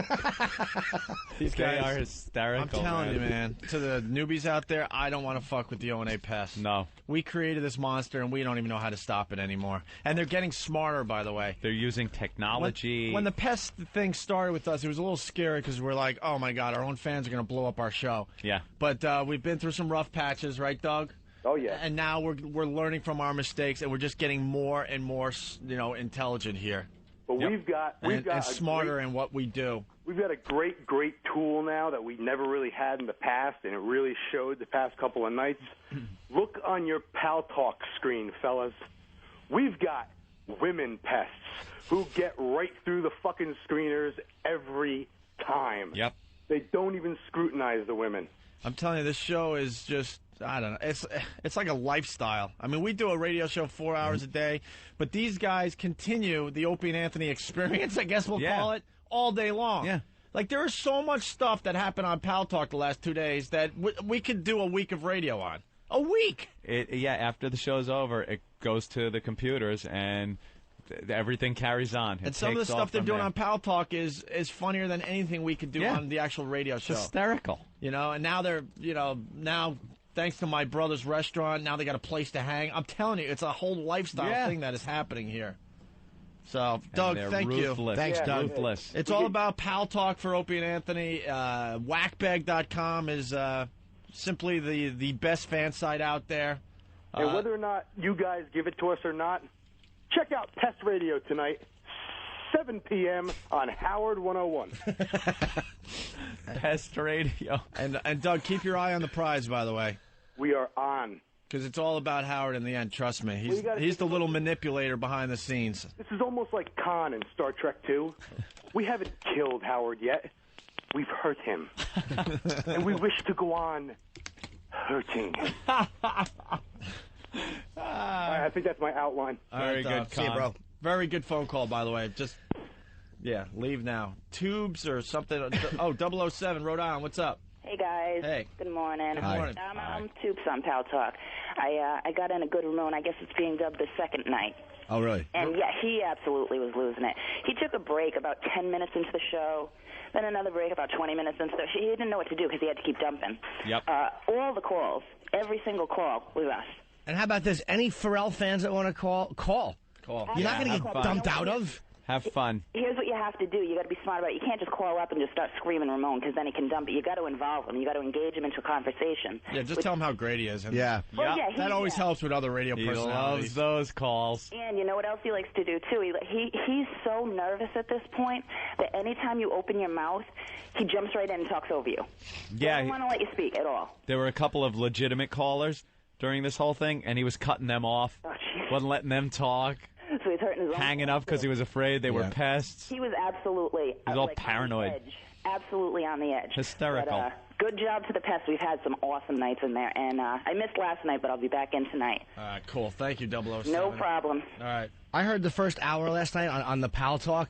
And he had Howard on the first break, and then he did some other shit. He took some you could tell they were pre-screen calls because he's like, I think I partied with this guy. And he fucking lent it. I think I partied with this guy, and it's a guy he partied with?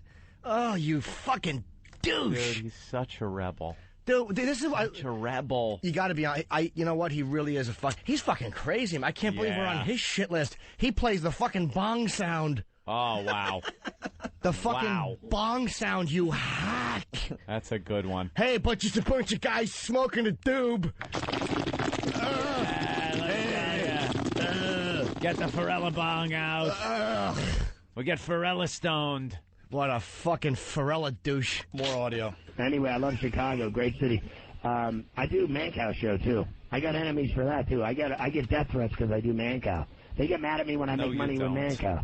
I get mad. I get enemies that make fun of me whenever I take. When I take a job now, I get everybody critiques whether or not I should have the job. What the fuck is she doing going over there to Sirius? We're not gonna tolerate that shit. Hey, you stay unemployed over there and be a bum, goddammit. Why does everyone hate you? That's not what we're saying. That isn't the point, idiot. You didn't have to go over there and trash us if we were supposedly friends, Scott. You want a job over there? That's what it's about. You don't get it. Who cares if you take a job over there? That wasn't the issue. The issue is you went over there mouth open, spewing out bad shit about us and accepting our enemy's dick in your mouth. And because he was trying to get everybody over there he's trying to land with a splash. Right. That's what he's trying to do. He's trying to let people. He wants people to walk and go, geez, that's that fucking crazy guy. Ooh, look out when he comes down the hallway. You don't want to be on his shit list. Yes, we do. You're a hoax and a fraud. And you know what? He said when I was on his show he sucked. Then why did you laugh? I hate a fucking fraud. Yeah. Stop. Just don't lie, man. You're embarrassing yourself. Just fucking tell the truth. Everyone hate you. Because I'm so pretty. Well. Jimmy in Wyoming. Because I end up with all the hot-looking trim anyway, and it bothers people that have ugly girlfriends. Jimmy in Wyoming? I know some guys that do radio shows that have ugly girlfriends. Anyway, Jimmy, go ahead.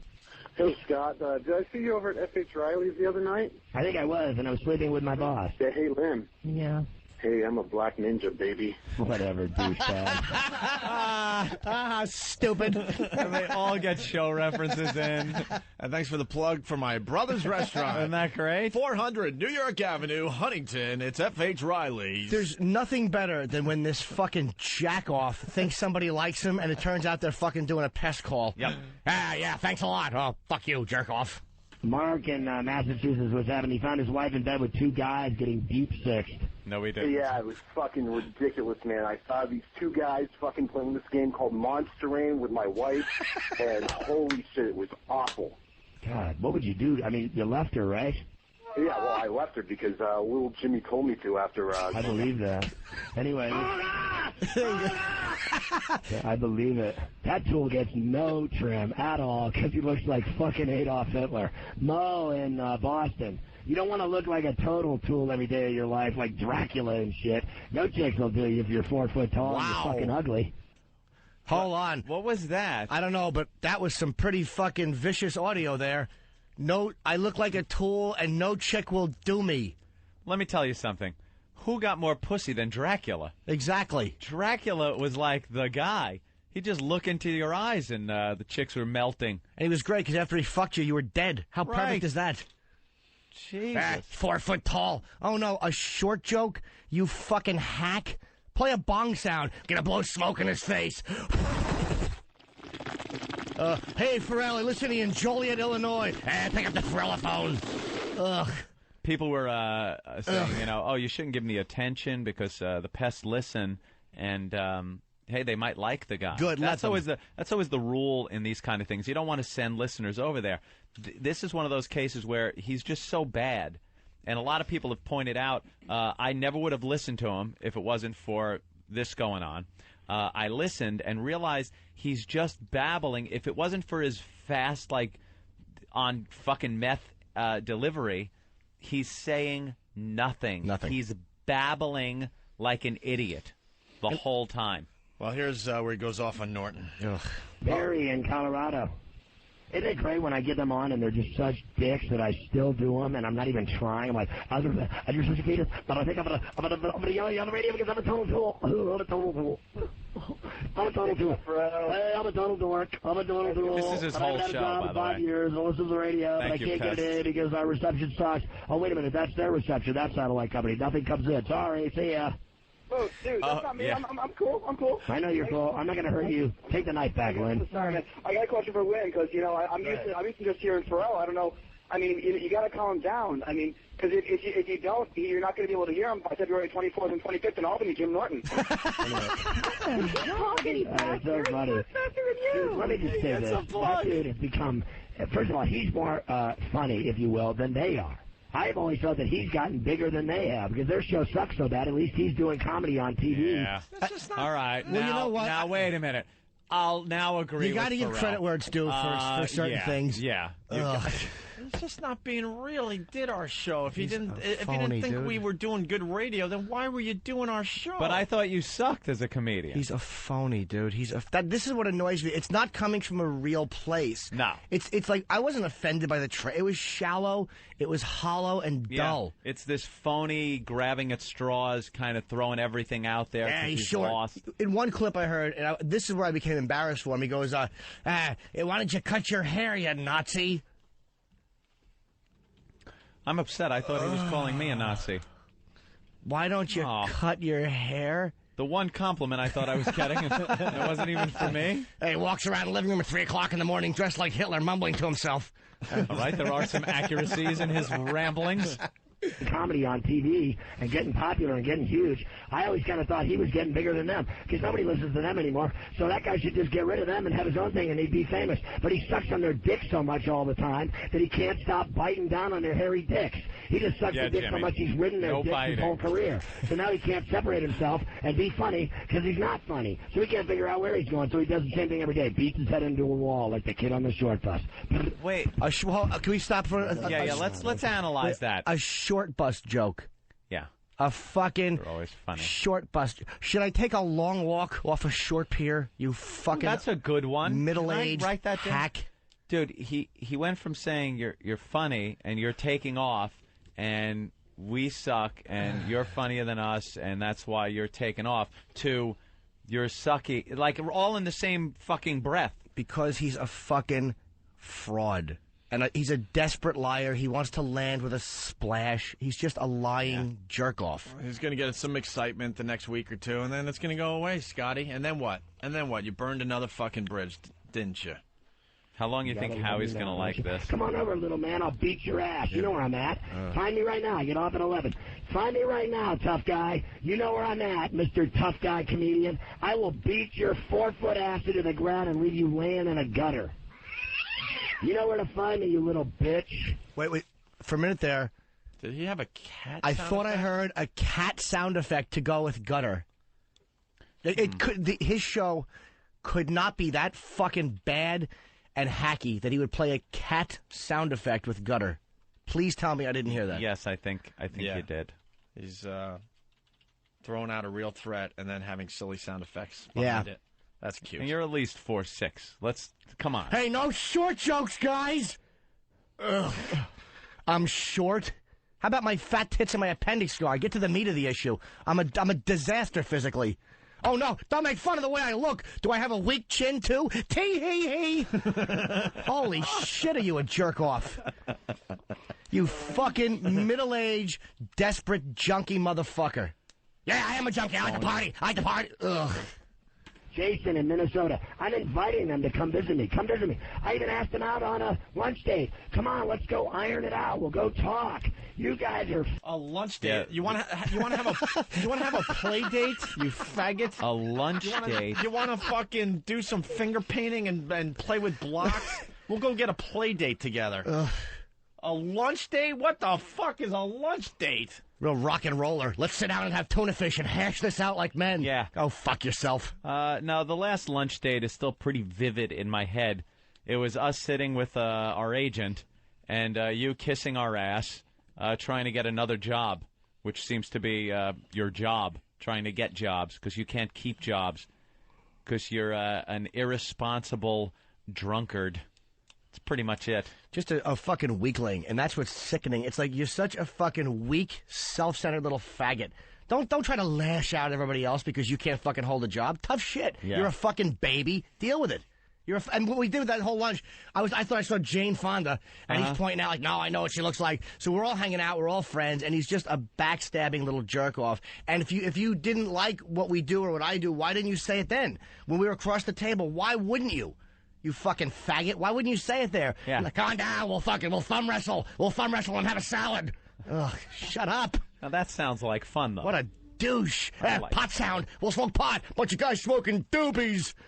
Ugh. 1988. Oh, dude, that fucking... And when he used to be on The Fan, I heard him, and he would play the fucking beer cracking open sound. Hey, that's a good one now, Jimmy. Pour me a beer, and we'd go... And then you'd hear glug, like... Glug, glug, glug, glug, glug. You know, just a bunch of boys having brew... Oh, yeah, there it is. Pouring a little beer here. And that makes good radio, I guess? Dude, it's just that fucking boys club... nonsense. Any girl that gets on the air is like, yeah, baby, let me, yeah, you're so hot. I was with some chick last night. No, you weren't. Shut up. That's right. You were fucking scooping diapers out like pudding. Right. Mr. Mom. That's what you were doing. You were cleaning shit out of a diaper. Heavy metal. You guys are fags. You can't dance with me. You're afraid to even come face me, you little dick. Jason Glad. Scott Ferrall, shit dick. Thank you. God, I am a shit dick and I'm good at it. The pests all are confident, great, man. Thinking he could finally go on the phone, and someone's gonna back him up. Yeah. And instead he gets the Scott Ferrall, shit dick. Let's go to Yellowstone Park. I swear to God, I saw this. Yellowstone Park. Yogi. Oh my God, there it was. Gross. Hold on. Speaking of yellow. You know, there's a cough button here, so we don't have to hear it. Steve, as long as I don't lick the mic. Steve, go ahead. Hi, Ferrall. Hey, he's got a little flobber knocking with his doing tapping, the too. Steve. I was just wanting to let you know, me and my friend E-Rock was sitting there listening to you guys. Yeah. And you sound so awesome. Don't let the pests get you down, you suck-ass motherfucker. Thank you. Anyway, And he hangs up on him. He dumps out. Right. Wow, tough guy dumps out. Why not deal with the calls, man? Because it was every fucking call. Yellowstone Park. All right, you're on, Steve. What a dope. What a fucking dope. Even your friends sitting there doing bongs with you think you're a dickhead, dude. When they leave at night after they smoked all your weed, they talk bad about you. They're like, yeah, dude, bro, he's such a fucking idiot. We just smoked all his weed. Tyson's a dumbass motherfucker. Did you hear him try to call up Ferrall and be funny and say something funny about Jimmy? It's so funny. He's got yellow jizz. Jimmy, he got yellow jizz. God damn, dude. It's so funny that you think you guys are cool, man. It is so funny to me. My favorite is the story, the lead-in story. Yeah, you know it's leading nowhere. So anyway, I was walking down the hall with the pizza delivery guy and the Domino's guy left a phone number that Jimmy had a load of yellow.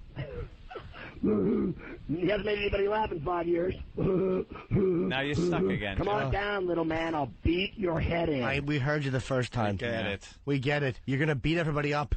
Big oh, no. fighter. You know what? For the hell of it, I think we're going to go down there and try to get through security. Yes, I'm here to beat up Scott Ferrall. All right, hold on a minute. Your name? Can we have your ID? Sure, Opie. Here it is. I'll give you my license. All right. All right, take this badge, put it on, go up to the 50th floor. All right, so then let's say I get past the security guard. All right, let's figure this out. He keeps saying, "Come, you know where I am." All right, so I walk up to the hello, I'm here to beat up Scott Ferrall. Scott Ferrall, he's expecting me. Right, he's expecting me. Here's my ID. Uh-huh. All right, Opie. As we fill out some paperwork, why don't you sit down over there? They print up a visitor's badge for you. Right, we've been through this many times. You stick it on your shirt. That's Greg with 2 G's. Okay, Yeah, 2 G's. All right. And in his little notebook, it says Opie, Greg Opie Hughes, here to beat up Ferrall, because you need a reason to be there. And he told me, so I'm sure he would leave my name at the desk. Right, it would be at the desk. With the reason why I'm there. Uh-huh. All right, then I finally get through security, which would never happen, obviously. We live in a 9/11 world. And then they say, all right, take the elevator up. What was it, like 52 stories? Something like, 50th floor. They're pretty much... oh, look at E-Rock just put your name tag on. Oh, there's a little badge Greg for you. Opie Hughes, so you're up... So you got your tag on your We've been to visitor's the Little badge. Doggy Company a bunch of times, okay? So I know there's at least 2 or 3 security doors you'd have to go through at that point. You got to go through, yeah. And then they have, like, I don't know, 1 million studios. So let's say I get through the... But the receptionist, too, is there. So you have to tell her while you're there, hi, I'm here to beat up Ferrall. He's expecting me? He's busy right now. Could you just sit in the chair? And now you're sitting in that huge glass lobby. Right. You're sitting there in a chair with your name tag on, just looking around, waiting. Just whistling to myself. Yeah. And then what does a show producer come up first? Hi, how are you? My name's Bob. Right. You're Opie? Maybe they'll offer me a cup of coffee. You want or something. some coffee or some water? No, that's okay. All right. Well, we're just trying to get one of the conference rooms set up for the fight. So if you could just sit a couple of minutes. What idiots. A jackass. These idiots. Come on up. You know where I am. Yes, behind 18 locked doors. Right. Josh in Ohio, go ahead. So stupid. Hey, what's up, man? I think about calling my girlfriend on the other line and breaking up with her for you, man. I think that's great, dude. You think I should try it, dude? I think you should try it. Call her up. Ramon! What? Ramon. You into the phone? What? You like the Ramones? What? What's the matter, dude? And he dumps out. What? You're on a satellite radio company, heavy metal? Yeah. You fucking faggot. Yeah, hey, Mr. Balls. Come on, call up. Pick up the Ferrall phone. Oh. And you hit the Ferrall dump button. You fucking Ferrall faggot. Dump. Take a commercial every 20 minutes. Gotta take some Ferrall commercials. You know, the people in Pal Talk are hilarious. Mr. Hughes, sorry for the delay. Mr. Ferrall is getting reamed. Coffee? And then Pat Fumanaki, Opie holding his briefcase. Yeah, I would dress the part. Yeah. Nice. In a suit and tie. That's briefcase. Right. Open it with his brass knuckles in it for the big duel. Right. You're going to duke it out. Come on down. I'll give you a knuckle sandwich. Oh, shut up. Knuckles. What a douchebag. Come on down. I'll pound you into the pavement. Maybe I would give a presentation with fucking, what is that thing on the screen? A PowerPoint. A PowerPoint. PowerPoint presentation. On a fight, on an office fight. Well, first I will do this that Master Poe taught me. I'd like to do this move here. Right. First I'm going to blacken your eye. That fucking cornball. Come down, I'll pound you. Who is he, Dusty Rhodes? What a douche. I'll brutalize you. Why don't you come down here, you yella? You yella. Put you in a figure 4 leg lock. Will ya? Will ya? Will ya, Scott? Hey, call me on the Ferrall phone. Who's this, Mike Hunt? Mike, why you? One, please. Hello, you're on. I'll cut Z's in your cheeks. Farella Red. Any Ferrall fans that want to call up, please, you're not going to get dumped out of. Yeah. He dumps out because he's a pussy. Let her rip. We're not going to dump out of you. Still waiting for the first one to come in. None.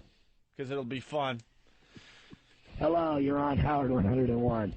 Hey, guys. How you doing, man? I'm doing terrific. I'm going to go see my therapist after this. Maybe get in a brawl down in the street. That makes two of us, my friend. You know what I mean? Yo, listen, I want to say, I just tuned into you recently. I'm serious. I want to say, you're fantastic, bro. You were out of control. I think you're funny as hell. Yeah. I'm sorry, your partner. Well, I'm sorry, your name is? It's Lynn. You guys are great together. You guys make me laugh. I hope, dude, are you going to continue doing radio with Stern? Or? I'm going to keep doing radio with Howard, and everybody's jealous of me, and Lynn's just mad at me because I keep getting in fights with all my old friends that don't like me anymore. No, I'm not mad at you. Yeah, you are. You think I've lost control of the show, wasting time arguing with people. But then she said, yeah, call him. Get him on the air. John, I got to admit it. I wanted to see what would happen. I didn't want him on the air. I just wanted to talk to him. And no, you talked to him privately. I said, let's hook up and go have a burger and figure this shit out. What's the matter? That's exactly We what ain't I said, going Scott. anywhere with your dick-ass faggot fucko. I'll fucking kill your dad, motherfucker. You come near my family. Come on, he didn't say that. You touch my brother living in the suburbs, you're fucking dead. I'll send all my Guido fucking losers after you. By the way, I didn't say any of this. Guido I didn't losers. say any of But this. Opie just wanted to go for a burger. Little burger. Oh, yeah, and it's real smart to get my brother involved. My brother that doesn't leave his boy. house and just trains in his basement, waiting for the day that he could finally kill somebody. Hey, that's real smart, Scott. You think he'll make it through security smart. over there, your brother? Do you know when Mancow did his bullshit with us that I actually had to talk this is a true story. I had to sit my brother down and go, you cannot fly to Chicago and beat up Mancow. I actually had this conversation with my brother. You know something? For all the bullshit you hear, these fights, these physical fights, never materialize. Radio people are pussies. It doesn't happen. You don't get them. You get in a situation where all of a sudden you're at a function and you see these people, they just avoid each other. Bunch of fucking faggots. It would just, I hate his fat. You know what, Ferrall? His whole show sounds like the disclaimer at the end of a car commercial. That's what you do. You're the fucking FedEx Only commercial. less interesting. I talk real fast. Like, that's intriguing? You're not some rambling genius. You're just a fucking self-centered cock who can't let anybody else get a word in. And you're not that interesting. Radio. I'll send all my Guido fucking losers after you. Here's my dick on your lip. How's that taste? Whatever. I could care less what you think of fucking me. I'm nasty. Don't fucking come near me. Yeah, look out. Don't get on his bad side.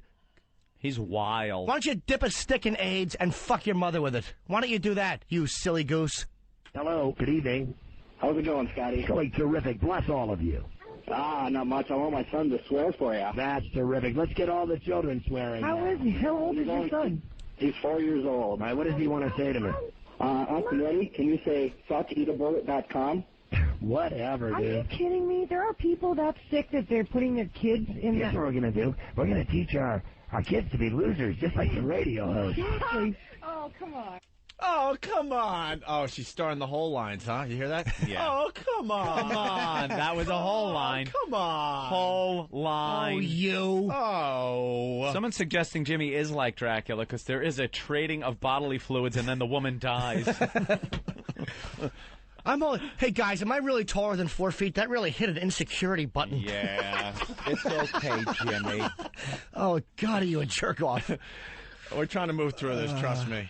I want to spend all day on it. He's like, There was so many pests that got through. It was great. Dude, I don't even know. I got like 40 some odd tracks in front of me. Yeah. We're trying to just play some of the better ones. Yeah, Matt in Atlanta. Go ahead. Shake it up! Shake it, ooh. Everybody's doing it. They just won't admit it. You're a fucko. Guys, the last time I heard from you was years on 96 Rock here in Atlanta. You're a fucko. And let me tell you, it is just great to hear you back on the air. Red rum, fucko. Red rum, fucko. He's having a hard day. Yellow discharge. Yellow, there goes my tooth. Fucko, yellow tooth. I'm a Nazi. I'm a Nazi. Red rum, red rum. What? Wait, I don't even understand that, and I'm trying really hard. What was he doing there? What he was doing was expressing frustration that he lost control of his shitty radio show, and that he had no fans to call in and back him. The pests are running the show. The pests, the O&A pests, have taken over your show. The show, and now they run your show. And now they're running our show because now we got to give them props so they continue being our pests. See, yes. See how scary this whole thing is. We have a lot of things to talk about today, but we have to give props to the pests, or they're going to turn on us. This is how it works. We don't control these guys anymore. I want to be talking about Dick Cheney and how the vice president pretty much killed somebody. Well, but we have to start with this. I don't think the guy he shot would like to hear your report. What's his name, Menino? I said pretty much. The guy's still alive, but come on, man. Yeah. We'll get into that story in a little while. Because he got peppered. Because that's what happens when you shoot a fucking shotgun. Allergic to pepper. Is there any place you haven't been? Remember the fight I told you got the shit beat out of me at the pizza place in Atlanta? I got mugged and mugged. Yes. I have apparently fixed the relationship. Remember the guy called and kicked the pizza? Yes. I tried to fix that fight, and I've tried to fix this fight. Just like, let's hook up and talk it out. I'm not a dick. Well, you think I'm a dick because all of your tool friends read too many blogs. I don't even control my blog. I don't even write on it. I don't even go on it. I swear to God, I got a ton of people doing it. Even Orf was doing it. Right. I mean, everybody does it. I got 20 people working on it. Everything I say on my website is religious gold. Stay tuned and believe it. Just like the media and all the blogs. Believe everything you read. Sucker. Oh, my God, how dumb are you? How fucking dumb are you? You believe everything you read? Believe this. You are a douchebag. Hello. Oh, my. You got to take some responsibility, Scott. It was on your website. Written in his and you had no type of problem babble. reading it and saying, all right, yeah, this could stay up there. And how about when you realize it's on there, and if you didn't agree with it, you take it down and go, hey, I don't know what the fuck was up there. Some idiot I work with, make a joke of it, whatever, anything. No, you meant it. You're lapping ass over there to try to get a gig because you can't hold a job for longer than 6 months. But did you read what he wrote after the fucking... I wish somebody could send in the response he wrote when he denied doing it. The fucking, I didn't do that. Those guys are my friends. Have a little bong sound effect. Bunch of boys smoking pot. Elbow to the ribs.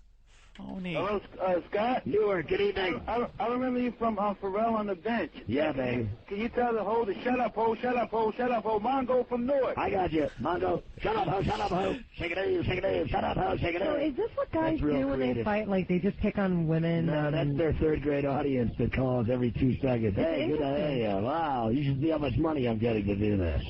Hello. Say there you You go. should egg them on when you say I that. am egging them on. I'm the You're an fucking instigator. milkman, woman. I'm the fucking milkman. How about you're getting minimum wage over there because you don't even have a job yet? Hope the audition goes you well. Take a bath with me, Lee?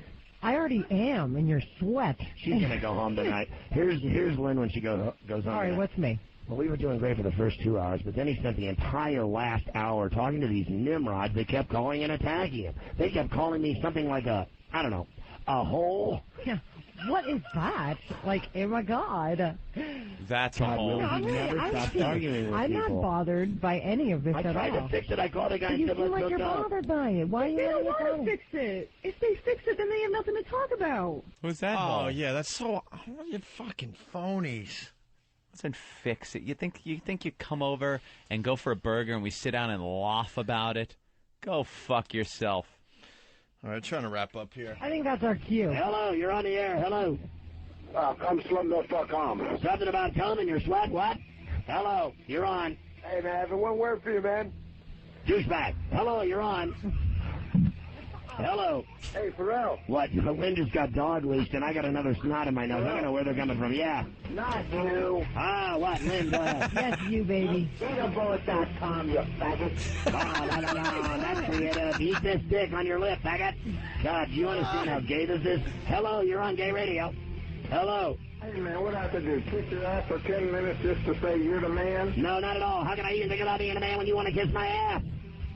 You're on the air. Go ahead. Yeah, this is Bill from Boston. Thanks, Bill. Good night. Thanks, Lynn. Good show. I'm Ferrall. We'll see you tomorrow night, 8 to 11 each. 5A West on Howard 100. It seemed like there's a poker tournament. He lost complete control of any little control that he ever had of the show. The Pests own the program.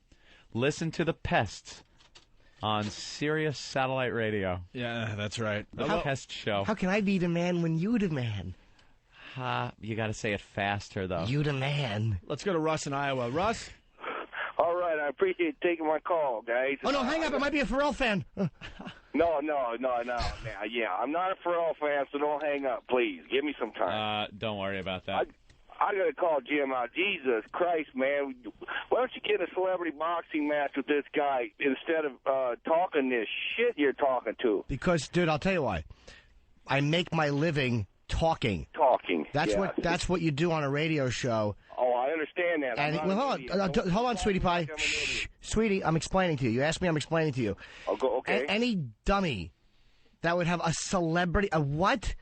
Maybe the girl could come and we could have a battle of the sexes, Family Feud type thing. Well, listen, the way you're talking, man, how do you walk through the streets without somebody knocking the shit out of you, man? Why would they? For what? He insulted me, I'm insulting him back. Jesus. Yeah, what don't... Well, so what are you having trouble with? He insulted me unprovoked, so I'm insulting him back. What would you like me to do after he insulted me on his show? Get into the octagon. He insulted you. He didn't insult. You're not married, but you're talking about his wife. He talked about their girlfriends.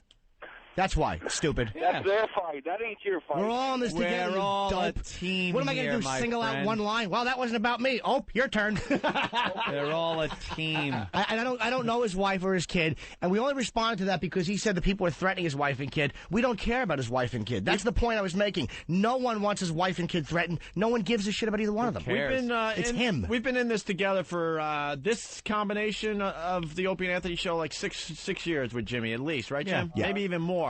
Scott Ferrall has had probably 10 to 12 different versions of his show since then because he can't hold a job down. I think we know what we're doing here, Russ. Care about his wife and kid. He's a bigger danger to his wife and kid than anybody else that's making these alleged threats. Come home after a bottle of Jameson and roll over on your infant. Jesus Christ, you drunk. So to answer your question, that's why. And I really don't care about his wife and kid. I don't go after somebody's family, but he mentioned them and said that people are threatening them. Dude, no one was threatening them. Please. Stop it. Didn't come from me. Ever. So this is from Darren, I guess, finally from Whackbag, the sweeper. Uh-huh. Initiating satellite scan. It all stemmed from the LNA thing. Camera deployed. Fuck Ferrall. Fuck Ferrall. Holy shit, they're actually talking about this on Howard's show? Yeah. Satellite coming down. Everyone in the industry. LNA, man. Time for the fucko left. They have told the air staff not to mention us, not to talk about us anymore. We were done. You know? But I think the pests at this point, they could smell a phony. Hey, good morning, boys. Good morning. I want to let everybody know that the attack is still on for tonight. Have fun taking calls, Ferrall. Ramon. Not you. Yeah. Take this man with throat cancer off the air. Thanks. Let's go to Rose in West Virginia. Rose. Hey, it's me. Hey. I did the My Vagina call. I'm calling in to take credit for it. Did you? Oh, that was you? Yep. Very good. Very good. One of our pests helping us out.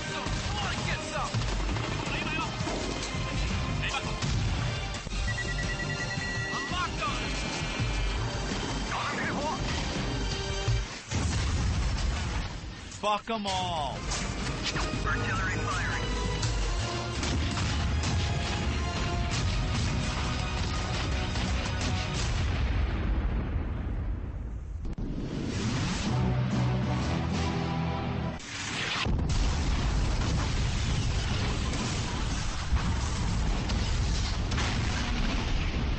So you get nothing. You lose. Good day, sir. Goes on forever. Jesus. Welcome to duty. It's an epic. It's an epic from Darren from Whackbag. There you go. That got rave reviews on Whackbag? No. They must have been tired. I would give it a semi hard on. Would you? Going back to the first Really? time. I'd give it slightly plump. I'd give it a fucking cold shower dick after a beating. Let's get a Ramon in Canada. Ramon. Boys, you guys fucking destroyed his show, by the way. Well, that's what we're hearing. It's the pest. I used to be a awful serious subscriber up here in Canada. Got XM. XM is far better. And one thing, this is for God, I'm fucking nervous. Jimmy, how come you and Florentine can coexist and these awful radio guys can't? Because I'll tell you, because Jimmy doesn't even have to say this. Florentine is a stand-up guy. Florentine is a real guy, an honest guy. Florentine was part of the Opie and Anthony show back in the day, okay? We didn't have room for Florentine, unfortunately, okay? So he does stuff for Howard, but he doesn't go on there and trash us. Yep. He's the real deal. That's what we're trying to say here today. People have this misconception that if you do Howard's show or if you work over at Sirius, that we automatically hate you. And that's what Ferrall was trying to say. The reason that we started bashing him was that he got a job over there. It's not the case. Have a job. Have a career. Who are we to say, no, you're not supposed to work there? It's not the case. The case is going over there and then turning on people that were supposed to be your friends and bashing them to try to get a little inside with your new fucking boss. Yeah, and I take friendship very seriously. I don't have many friends in my real life because I take it very seriously. And I made the mistake of making a lot of friends in radio and realized that was just horse shit. Right.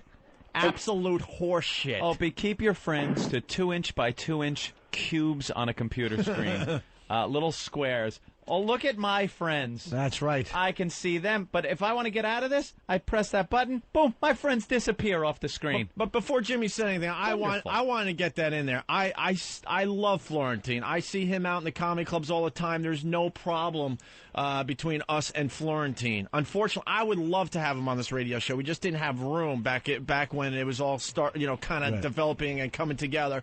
And he's talented enough that he should be doing something on the radio. And Howard picked him up, and he's on there every once in a while, and he does a great job for Howard. That's the deal, man. Florentine got me my first paid gig in comedy. He's a real friend. He's not a showbiz friend. And there's a lot of guys in radio, I guess, like these guys are my real friends, but I would have very few friends in radio. Comics don't really stab each other like that, I think, because we interact a lot more than radio guys, too. Like, I see these guys, we go on the road together, whereas radio guys will fucking meet once and then just hear each other, and there's no interaction, there's no real... It's tougher, man. Make no mistake about it. If Ferrall went over there and he got a gig and he didn't say anything bad about us, so be it. Yeah, but fine. He decided to take shots at us when supposedly we were friends, had the same agent, went out to eat here and there. You know, he invited me to play golf, and it's a true fact. I helped him get the gig at NEW because, you know, he burned so many bridges in the past. They were a little shaky with it. And we're like, come on, man, let's give him a shot. He knows all that. And then to turn around and then trash us like that, that's the problem we're having here. And I liked, on a personal level, I liked him. I always liked the guy. I never had a problem with Ferrall. I thought he was a nice dude. I did a show in Atlanta. It was like there was no animosity at all. And apparently you weren't funny. It was just an awful guy to interview, and I didn't even care. We hung for 25 minutes. It was actually a fun hang. It's like this. It's like then to come back dishonestly. Yeah. It's like, dude, I tell the truth. You know, you're not being truthful. That's why I'm embarrassed for him. It's like you're groveling, trying to make a splash. Contradicts himself in the same sentence. It's embarrassing. So just be honest, man. Stop being such a radio hack phony. We lost Brewer, but he didn't go over there and start trashing us. Nope. No. He loves doing radio with us. We think he's one of the funniest guys out there, but it just didn't work out. Didn't work out. We were fighting for him, but you know he decided that whatever. But who are we to be pissed at somebody because a deal didn't work out with the company we work for? Right. Like, I don't know what goes on behind the scenes. I don't know why Ferrall didn't get hired by XM and is it serious? I don't know the behind the scenes dealings of this. So who am I to say, oh, this guy's a fucking asshole for not taking XM? Maybe XM offered him less money. Maybe Sirius offered him a much better deal. I don't know that. So I have no problem if anyone wants to work over there. It's the bashing. When you go over there and feel that if you now cash in your fucking friend, it's going to buy you credit with fucking asshole Howard over there. And he doesn't give a shit about you, Scott Ferrall. Oh, my God. He doesn't even give a shit about his own girlfriend. He just gives a shit about himself. Let me tell you what Howard's doing over there. It's very desperate. There's 2 channels, 24 hours a day, that he is responsible for filling up. He had 14 months to come up with somebody from the time he signed the deal till he was on the air. 14 months to come up with programming for 2 channels. He can't. There's no one out there. There's no one out there to fill up that much fucking paid programming. Oh, there's plenty of people that are great for free radio, but no one wants to fucking pay for it.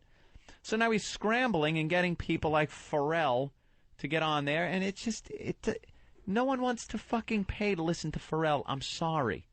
This ain't happening. But if you want to call Ferrall, don't do a commercial for the other company. Here's a commercial for the other company. 888-783-7610. That's the Ferrall phone number. It's like telephone. Only with the Ferrall name in front of it. Yeah, I'm just really tired. I went to the gymnasium last night. Now you're using it. LOL. Or you could dial 888-STERN-100 from 8 to 11 East Coast time. 888-783-7610. And it's coming soon that they're going to just shut them down. Mm-hmm. They're not happy that our boys are getting through. And the technology that the pests are using now, where they are able to gather all together, it isn't one of these things where each of them individually have to listen to the program now and try to figure out when the best time to call in. It's all a community now with one listening station. So they're all linked together like that. They're amazing, the pests. Amazing. Craig, so what's up? Hey now, boys. I'm a little pissed off, man. You were bashing the Red Sox, and I'm a huge Red Sox fan, as big as Ben's fucking hog, because XM's satellite radio, Opie and Anthony, Oh, XM. God. Such a fool. You got to be careful with Boston, too, because, they were in that keep market. listening to me and keep talking about that. Well, God, I wasn't even on the air in Boston, and I'm more popular in Boston than they are. I mean, are you? I mean, it's unbelievable. You Are guys you just really, keep calling. Scott? I love it. Keep giving me all the attention. Prove that. I'm unfazed. I love it. You can Prove do nothing. that. They're You my might be friends. If they don't unfazed. like me Howard anymore, ain't. fuck them too. Joey Blunt, honest to God. I've always been friends with him. If you don't believe me, fuck them. I can't help you any more than that. If you don't like the fact that I say stuff, and I'll say it again, Howard will beat their ass. It's that simple. He's better. Always has been. Always will be. See? If you don't like what I'm There saying, you go. blow me 6 days till Sunday. There you How's go. that taste? There you go. On your breakfast Yeah, but cereal. it's not them. You want some sugar? It's I got the some people who salty listen sugar. to them. They just keep talking to me about this and that. It's so gay, all these stories. I mean, it's just so stupid. Joey. There you go. Yeah. That's what you really believe. That's fine. But don't make believe you're my friend, you ass. Hey, what's going on, man? I am so happy you're back on radio. I used to listen to you on Fox Sports, but also, fuck you, man. Opie. Yeah, dude. There's those guys. You know what? That's so sad. They all listen to me no matter where I go. They keep listening no matter where I go. No, they're listening to wash harass my mouth you. out with soap because I'm quicker than that douchebag. No, not quick enough to get out, Opie. Yeah. Dump button. A dump button. I'm embarrassed for him that he has to hit the dump button. Radio. And believe me, We have Howard one. is livid. We're on a slight delay, and that's just because of slander. That's the only Yeah. fucking reason. And I think we hit it once. Yeah.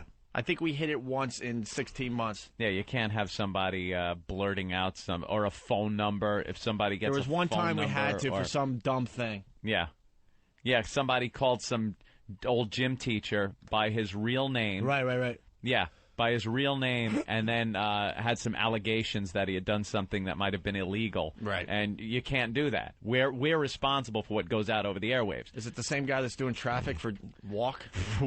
Oh, my God. We got some great stuff to talk about today. But we don't have anything to talk about. Nothing. What else is going on the Ferrall show today? Oh, Ferrall puts his name in there. Where's the ring? Ferrall phone. Where's the one that you guys want? Pass.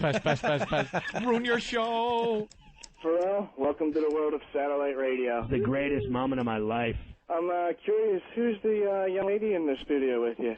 Tell him, Lynn Hoffman, she's VH1, and tell him what you do now. You've taken over the show. You want me to talk now? Yes. All right. Kids. I don't know what to say now. No. Tell him who you are. Hold on to this bitch, Ace. I think it's some of the fans that I have lined up. Give this bitch AIDS. Oh, that's what he said? That's what I think he said. Steve in Yellowstone National Park, where I've been lost on a snowmobile at 40 below on the day of the Super Bowl. They had to come find me and dig me out of the snow. I rode on a snowmobile and I drank Aftershock and Goldschlager all day to stay alive. I drank the entire bottle, both bottles, and I smelled like a big old whiskey bin when I was done. Yeah, Wow, man. Did you, Scott? How Did you fucking really? cool is that? Let me just let that sink in. You're snowmobiling, you're fucking drinking Goldschlager and whiskey.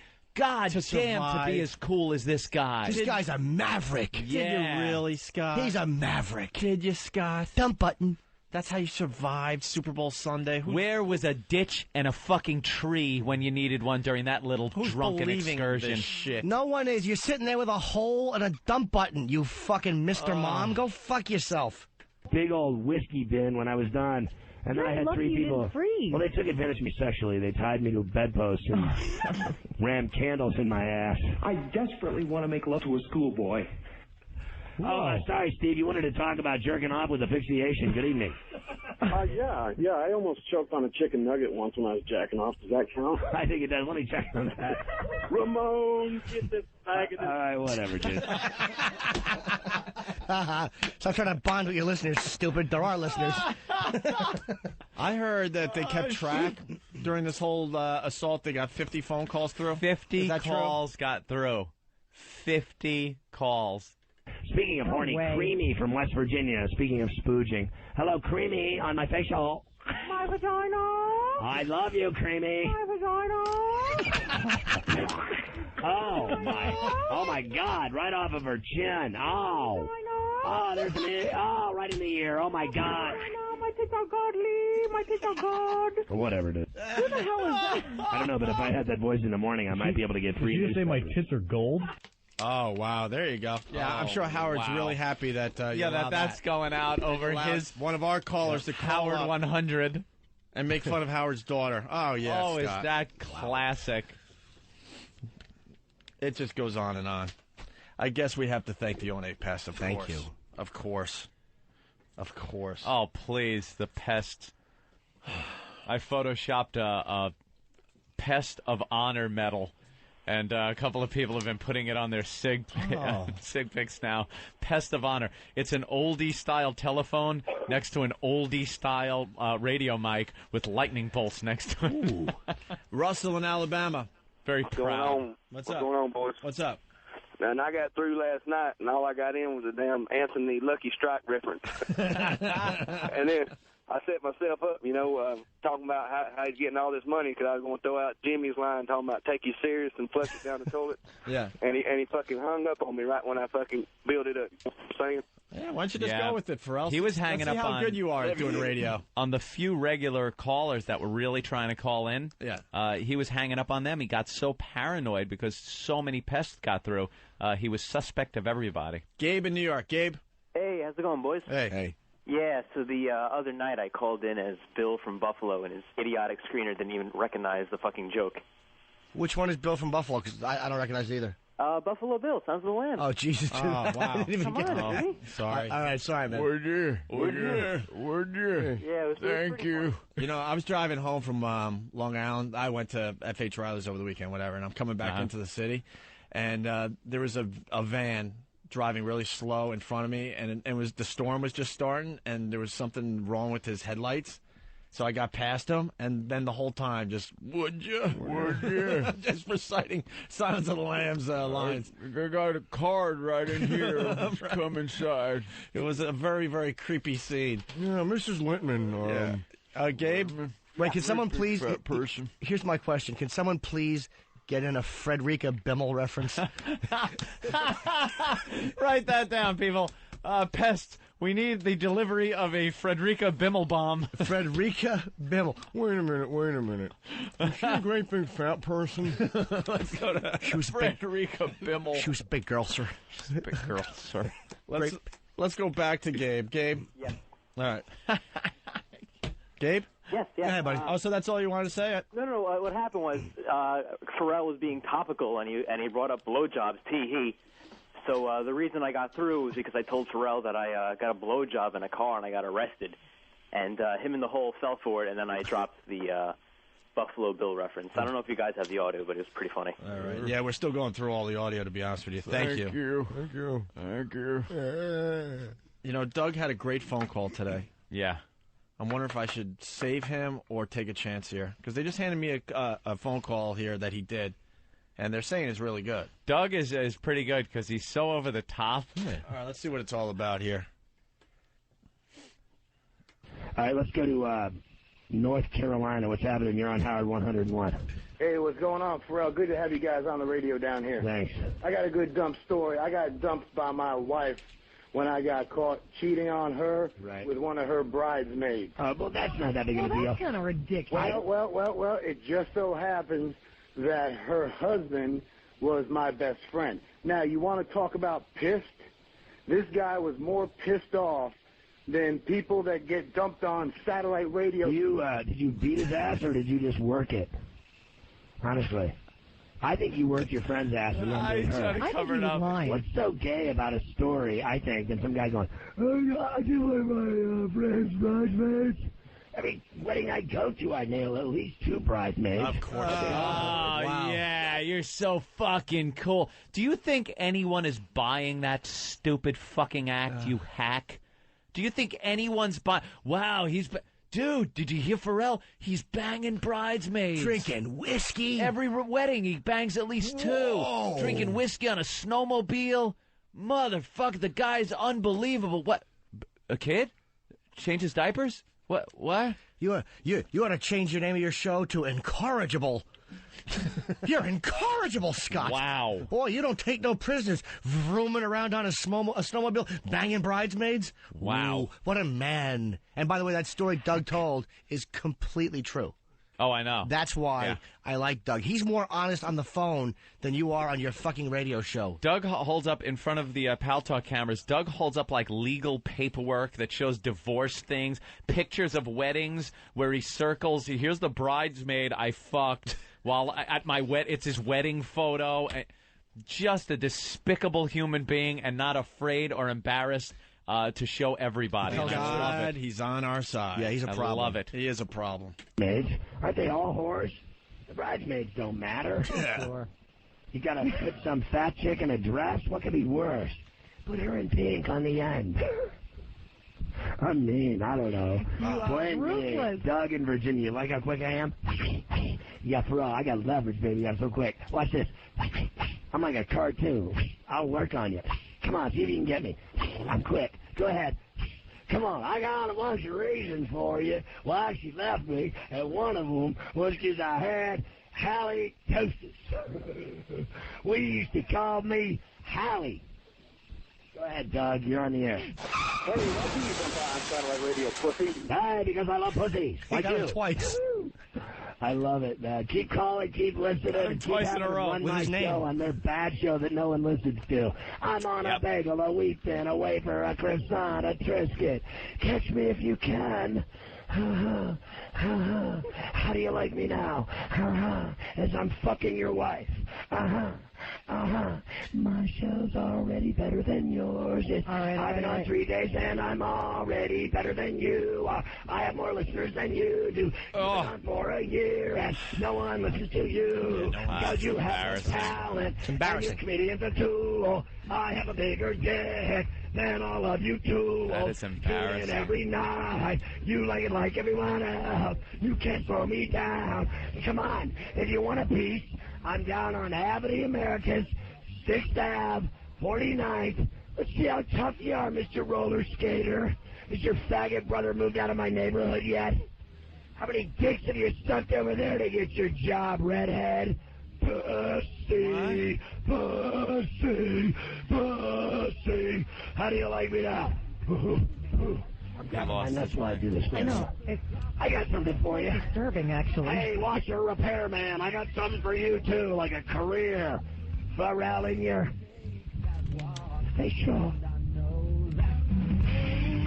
And that just There's a fucking music bed under it. Oh, you should be on PLJ, you fucking jizz bucket. There you go. And by the way, the guy... I just want to reiterate, he says we have no listeners, so... Yeah. No listeners. All right. I guess he won't be getting any phone calls again. Yeah, nope. I guess maybe 2 people will hopefully call tonight. Destroy. Pests. Destroy. Just keep wrecking his already unlistenable show. That was, like, when he's singing, who is laughing at that? You're not a funny guy. All you are is a douche who talks quickly. Yeah, with the raspy voice that not many people have. before they have their larynx cut out. You know who has it? Him and Tom Carvel.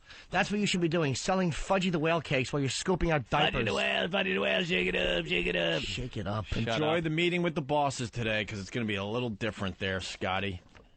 How about you use the shake it up thing when you're putting your kid to bed? Shake it up, shake it up. Hey, wait, he's not moving. All right. So there you go. The pest took over our show today, too. Thank you, O&A Pest. If you want to be a pest for this program, good luck to you. I don't even know how you do it. 90 minutes without a break. He was breaking every 20 minutes because it's a commercial fucking radio show. And I don't think any... Ferrall was banging bridesmaids 2 at a time. Brandon from PA, thank you. That's very funny. And let it be known, not one Ferrall fan called. And, dude, I know he's going, they wouldn't put him on. The lines were tied up. Dude, believe me, we'll put them on. We don't have to even explain. We've done it in the past many, many times. Our work speaks for itself. We let everyone through this show, and we beat you up. Or sometimes you beat us up. It happens sometimes. Hey, you guys want to hear a funny joke? Yeah. When I get home later, I'll get this out. Oh, boy. I'm going to go to the Gymnasium. Gymnasium. See, because it's gymnasium. Yeah. Your name is Jimmy. Yeah. And you put that. God, is that funny? It's funny to put your name in. Like, wordplay jokes are always funny. Always funny. Wordplay. Yeah, let's do a little wordplay for the rest of the day, okay? Yeah. So there you have it. That's the latest. Don't call me, Scott. It's over. Now you have to deal. You got to deal with it. But Opie, you might be able to get together, have a little brunch. A burger. A little play brunch. date. It'll be just like when we sat over there at the Parker Meridian with Bob Eatman, me, Opie, Jimmy, Ferrall, all sitting around laughing, talking, him ass-kissing. And, nothing. All right. Now we're the assholes. Have some brunch. We never get mad at people working. Serious, dude. Mel's a good friend of mine. Mel Carmenson. He called me. He's like, dude, I wanted to come to XM, but I got a gig. I'm like, Mel, you goose, go. Go. Go, you goose. It's all about the Pal Talk, too. We only do 4 hours a day, but this show continues after we're gone. So get on Pal Talk. We're not making money off Pal Talk, by the way. We just know it's a great extension to the show. Oh, I was on Pal Talk last night just having a pisser. There's hours and hours of fun after the show goes off the air. And then, let's promote whackbag.com for people that want to get more involved with the show. WACKBAG.com. They do a great job over there as well. Okay? Yep. We're going to move on to other things. There's a guy that used to be our friend that's very close to crying openly. Oh. He has no idea what he started. And right about now, he's thinking, all right, well, it's been a tough week. It's gotta calm down, right? Of course. They don't have fans. Opie and Anthony don't have any fans. There are no listeners. So how many and how long could this actually go on? Let's not forget, Scott Ferrall, you said bring it on. And you also said that we didn't have many listeners. And they were fags. And our army was a joke. Mm-hmm. And you could handle anything, right? How about handling about 700 people just for pure recreation and fun, fucking with you? Fucking with you nonstop. I popped into the room last night, and it was just it's so much fun to see what goes on. First of all, you get to listen. You're listening to Ferrall's show. Right. For free, by the way. Everyone's listening to Ferrall's show for free. For free. That's what's going on, by the way, Scott. Yeah. Because I guess he's bringing up that we're driving people. Oh, it's like, yeah, this is great. People listening. Come on, subscribe. No, it's not subscribers. They're listening for free. For free.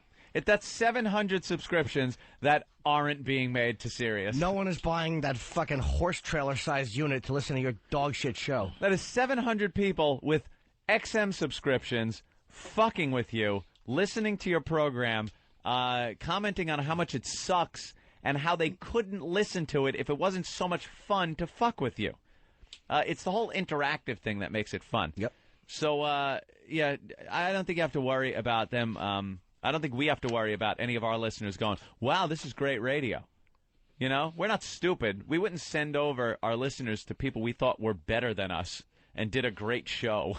That would be really dumb on our part, wouldn't it? Yeah. Hey, listen to this guy. Hey, they're really good. Fuck O&A. gee, that backfired. That isn't going to happen. You know that a lot of radio guys make that exact Yes, mistake? they do. Exact mistake. But there is no fear in that happening here because you stink. And not only do you stink, but you've melted down. The pests have gotten to this guy so badly that he can't even do the show he wants to do. He gets on. He starts rambling about shit, which I guess is his show. That's what he does. He's got a hole with him now. Hole, of course, the woman that keeps everything under control. Oh, now. That's it, boy. I'm glad. I bet you love signing up with Sirius there. They saddled you with a hole. That's wonderful to calm your ass down, and it's working so well. Wait. Oh, now A hole and a dump button. Yeah. And the pests have just stepped up, man. Like I said. You know, you're right. Yeah. Over 700 of these guys, nonstop on the phones. You guys have to stop. Oh, no, they won't. No. It's not funny. Ferrall is incapable of carrying on Stop it. a coherent conversation. Because he's a self-centered. I can't take this. I gotta say, you gotta stop. No, we're not going to stop. He's a self-centered ass who really has some kind of attention deficit disorder. I don't know what it is, but he cannot speak about a subject long enough for anyone to even give a shit what he's saying. He can't pump out enough facts about anything. He can't make it interesting. So what he does is takes a lot of calls and babbles quickly with a caller, and I guess that's fooled people over the years that it was good radio. You the man. How can I be the man when you the man? Right. Oh, we're both the man, are we? Yeah, but he says it fast. No, but it's kind of cool, though. That's like the whole, like, I'm the man. But I want to be the man. Yeah. But no, you the man. How can I be the man when you the man? You know. And then someone will call up and go like... That's funny. Someone will go, hey, Ferrall, how you doing, man? I was hanging out drinking at some bar last night, and I picked up this chick, and I banged her. Let me tell you something about picking up chicks and banging them. I was at the bar the other night drinking a little Jameson, and boy, I picked up this chick, and let me tell you, she was so fucking hot and sexy. I was just banging this bro, and then a friend came over, and I started fucking her, too, and said... What? I'm talking to those guys. They're a bunch of femmes. Those guys are a bunch of femmes. No, you Is that what you did, stupid? Or was it you cleaned out diapers and got nagged at? Mr. Mom, that's what you did. Right. You fucking took the baby formula out of the fridge, heated it up, shoved it in your baby's face, and got nagged at by your wife. Hey. That's what you did last night. You got any baby wipes? There's shit all over the rug. Is that what you did, rock and roll? Clean it up, clean it up, clean it up, clean it up. What happened to shake it up? So the pests just jumped on it. It's really their show at this point. Of course Now it is. It is. Here's what's serious. And that's what I was trying to explain earlier. It's not about just this 4-hour bit of time we do every day. The Opie and Anthony experience is now 24 hours a day. 24 hours a day. It's a lifestyle, man. And here's now what's serious is paying Ferrall to do. Here's what Howard has signed Ferrall on. I don't even know if he's signed on. This seems like kind of an audition phase. All right, I'm sure Howard Stern's very happy. Oh, I'm sure he's loving this. That one of his channels has been taken over by the Opie and Anthony fans. This is now a 3-hour commercial for the Opie and Anthony show on Sirius Satellite Radio. It is the Pests show. You know how Howard is scrambling to try to find any programming to fill his channels, and he can't do it? We, on the other hand, like to get our peripheral players, the pests, but not tie up our channel with them. That's right. So we'll tie up Howard's channels with them. That's right. They have their own show, the Pests, O&A Pests, on Sirius Satellite Radio. And Scott, that's why they're not going to go away. They realize it's now their show. From 8 to 11 p.m. They have completely taken over taken it your over. show. Yep. And don't think they're just going to go away. They won't go away. They attention feed off whores. of it. They're attention whores. They feed off of this shit. They enjoy it. They love the recognition that they get. They love being able to get on and rag you. They love abusing people. Right. They're fucking... That's See, Pest. The name is Pest. That's the difference. That's the difference. It's a little weird virus thing, and now it's taken over your channel there. Now, Ferrall is incapable of doing a show without taking a lot of callers. He can't carry on a conversation. He's got the hole in there, but they're from two different fucking worlds. Whenever they try to converse with each other, it's embarrassing to listen to. It really you can't is. No fucking chemistry. listen to it. because he can't talk to anyone. He's too self-centered. He could talk to callers because he's got what he thinks is complete control over. How can I be the man when you're the man? How can I be the man when you're the man? I'm the man. No, how can I be the man when you're the man? So they've taken That never gets old. the callers out of the mix. They set him up, and then they punch him right in the face. How many Opie and it's Anthony hysterical. callers got through a couple days ago? All right, last night. Well, I want to know if last night set the record. Well, the 2 nights ago was, I think, 48? 48 About or so? 48. Last night was 57 pests got through. A total of 2 supposedly legitimate callers got through, and they were obviously, and don't even fucking try to deny this, set up calls. It was a couple of friends of his. He knew their name. They were from Florida. He's like, me and Bob used to hang out there, whatever. Dude, remember we used to drink in that place? Let me tell you about a time I was drinking so much Jameson I couldn't even see. He had to carry me out of the joint. I'm such a party animal. You were crazy. Yeah, that's me. Shut up. You're the man. Yeah, I'm the man cleaning the diapers, getting bitched up by the wife. You're a hack. And the pests now own your fucking show. Is it true they went to like a 20-minute interview or something, taped interview? Here's what happened. The pests got on. Guys, you're getting really close to blowing up this guy's gig. They said the only line they want him on is the unemployment line. I mean, they are dead set on getting this guy off that fucking show, making him lose his gig. That's what the pests want to do, and they completely have the power to do it. It is amazing. The shit I watched, I was howling. Watching what was going on last night. They get on, and it's something from it's some of the calls are just these very obscure show references that skate right by, and the other ones are just the blatant punch in the face. Not you, fuck you. Your whole have your whole show her twat. O&A party rock, you stink, like in your face. And other ones are just like, hey, Ferrall, I was watching the hockey last night, and I got to tell you, they got a player there, Frederica Bimmel. She is amazing. You guys did ask for that reference. Oh, the Frederica Bimmel calls were hysterical. Everyone that came on. Chester references, everything. Just really funny. And the names, you could tell, were just, hey, it's Jimmy from, and then another Steve from Yellowstone got through. This idiot put a Steve from Yellowstone.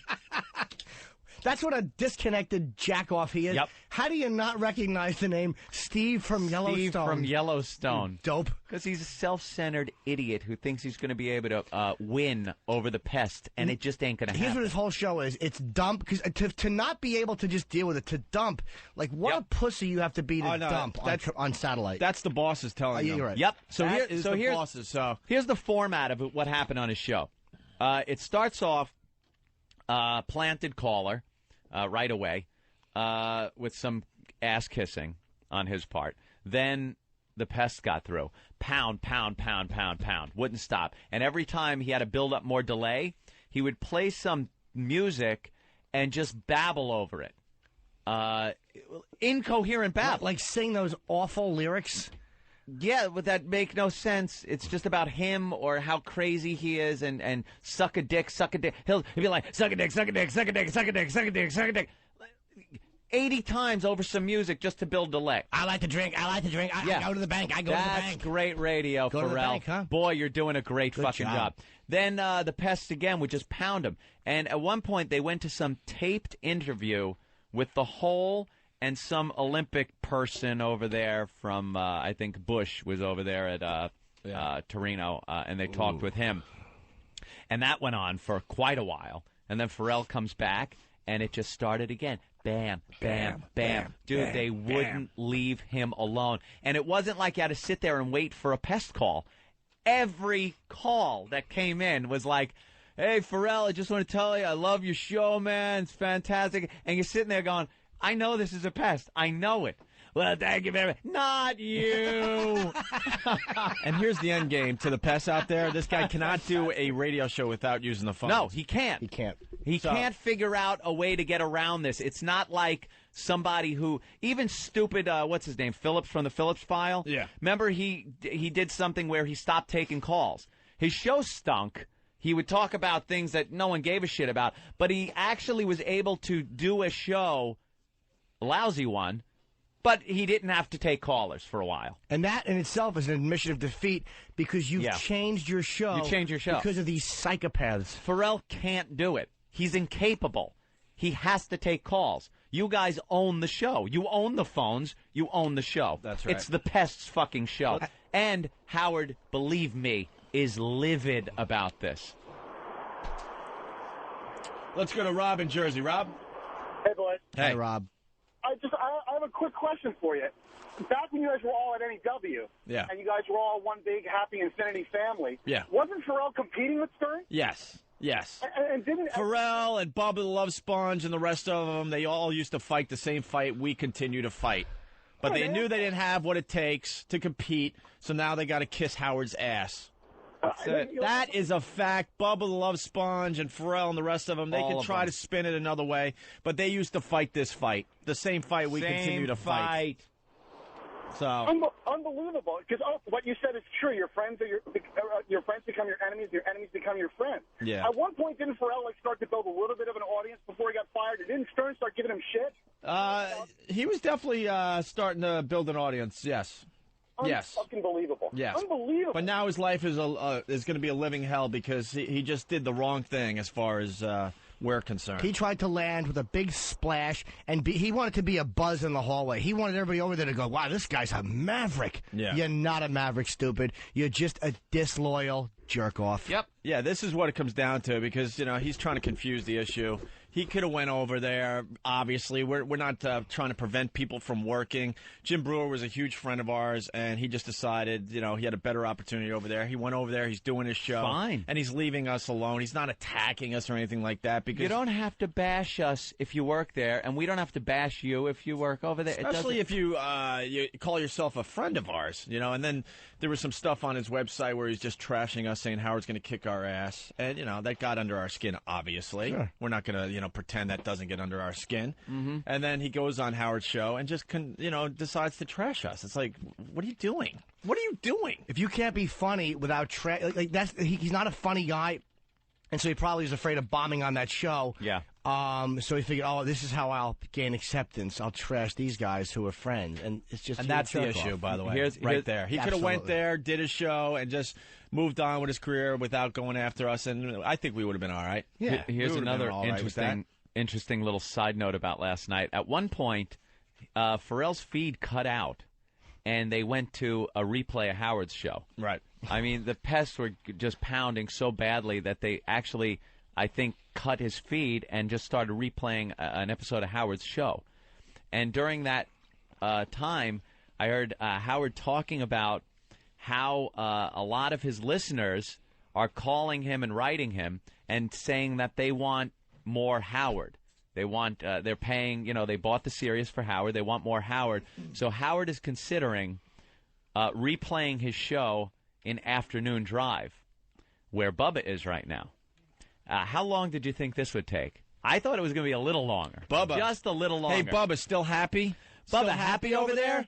Happy over there, anchoring the afternoons for the fucking month that it lasted? Because let me tell you something. You work for Howard fucking Stern. When Howard wants something and he's in charge, he gets it. He wants your shift. You're going to be moved to the shittiest slot in radio. Middays. Fucking middays. Middays. You still happy? Yo, it's Howard in the morning and Bubba in the afternoons for a month. He's going to fucking replay his show in afternoons. He was talking about it, and he goes, because a lot of people drive in, they listen to the show, or they miss some of it, and they want to listen on the way driving home. He goes, but Bubba's on in the afternoons. I don't know how he'd feel. Maybe would he be pissed if he did middays? Like Howard's thinking all this out on the air. How long before his fucking show is an afternoon drive? You happy, Bubba? You feeling that respect that Howard's giving you as you kiss his fucking ass? He's giving you no respect. You know what he's going to give you? Middays. Have fun with it. Bye-bye. And if you were doing so well in afternoons, he wouldn't want to move you. You're fucking done. He's moving you. It's all about Howard. It's not about Bubba. It's not about fucking Ferrall. They're just people that are trying to fill time on 2 channels, 48 hours of programming in a 24-hour period Howard's got to fill. That's what he's got to fill. And he's got Bubba and Ferrall doing it right now. And shows about his show. Here's something I found out. Do you know that Howard's show runs? After Howard's show, Boy Gary and another guy do a show about the show you just heard. They sit down and talk about the show you just heard. Well, this is what we do now. We're going to do a show. Yeah. And then we're going to have a show about the show we just did. And then we're going to trump them and have a show about the show. That was about the show that we just did. Because that show, I don't think the show about the show would be interesting, but the show about the show about the show. Now you're talking. Now we're on to something. And then, guys, I wanted to pitch this all year, but I want to do a show about what I think tomorrow's show is going to be about. No one's doing a show before the show. Jimmy Holy Norton shit. foreshadowing. The show before the show. How can I be the man when you're the man? How can I... This is the innovative radio. This is the... This is scrambling for programming that just isn't available out there. Hey, all right. Everyone is very anxious. They're telling us to shut up and get to the really funny phone calls. Go fuck yourself. Yeah, what are you going to do? Prank call us? Psycho Brett, what's up? No, what's Hate up? them. Don't forget about the end of the night when we did nothing but the silent treatment. Oh, yeah, that was another one. Oh, I was the last final call. And all you hear them go, hello, hello, anybody there? Okay, later, douchebag. Dude, they played this silent game with him. It was just every call. They would call up and he'd be like, yeah, you're around. And Ferrall calls it like his speed round thing. It's the last 10 minutes of his show is nothing but plunking phone lines down and trying to do this stream of consciousness with his callers. Man, like a caller would go something like, hey, Ferrall, what about the hockey? What about the American hockey team? Let me tell you what those guys are. And then boom, another caller. And he tries to do that, and they completely destroyed it because he'd be like, you're on the air. Hello? Hello? You want it? All right, you're not on the air. Next caller, you're on the air with Ferrall. Hey, shake it up, shake it up. Hello? Hello? He turned into Krusty. Fucking pests. All right, I got to finally acknowledge. It was so funny. I got to finally acknowledge the O&A pests are brilliant. They are. That's brilliant, dude. Right there. They are so organized right now, and this isn't just yelling out to your, the fake, typical radio army. That, hey, if you send in a self-addressed stamped envelope, we'll send you your army patch. These guys are organized. They have places that they meet. And they're using the internet. They're using all kinds of telephone technology to get through. And they are busting up this guy. They own his fucking show. They own a show on Sirius Satellite Radio. Dugout Doug. What's up, gentlemen? How does it feel to have your own radio show? It is fabulous, guys. It is absolutely Not wonderful. just you. I don't want to, but you guys have your own radio show. Opie, I don't know if you've touched the Pal Talk yet. I haven't heard you talk much about it. I'm thinking about getting this Pal Talk. I hear it's pretty cool. Anthony was there last night, and he can attest to the fact that when he goes off on his the fucking cornholio meltdown, whatever he does to build up his dump again, there is nothing like watching 100 little faces on your screen smile. Yeah. This little fucking smile is like, we're breaking him. The 8 to 11 o'clock time period is perfect for this assault.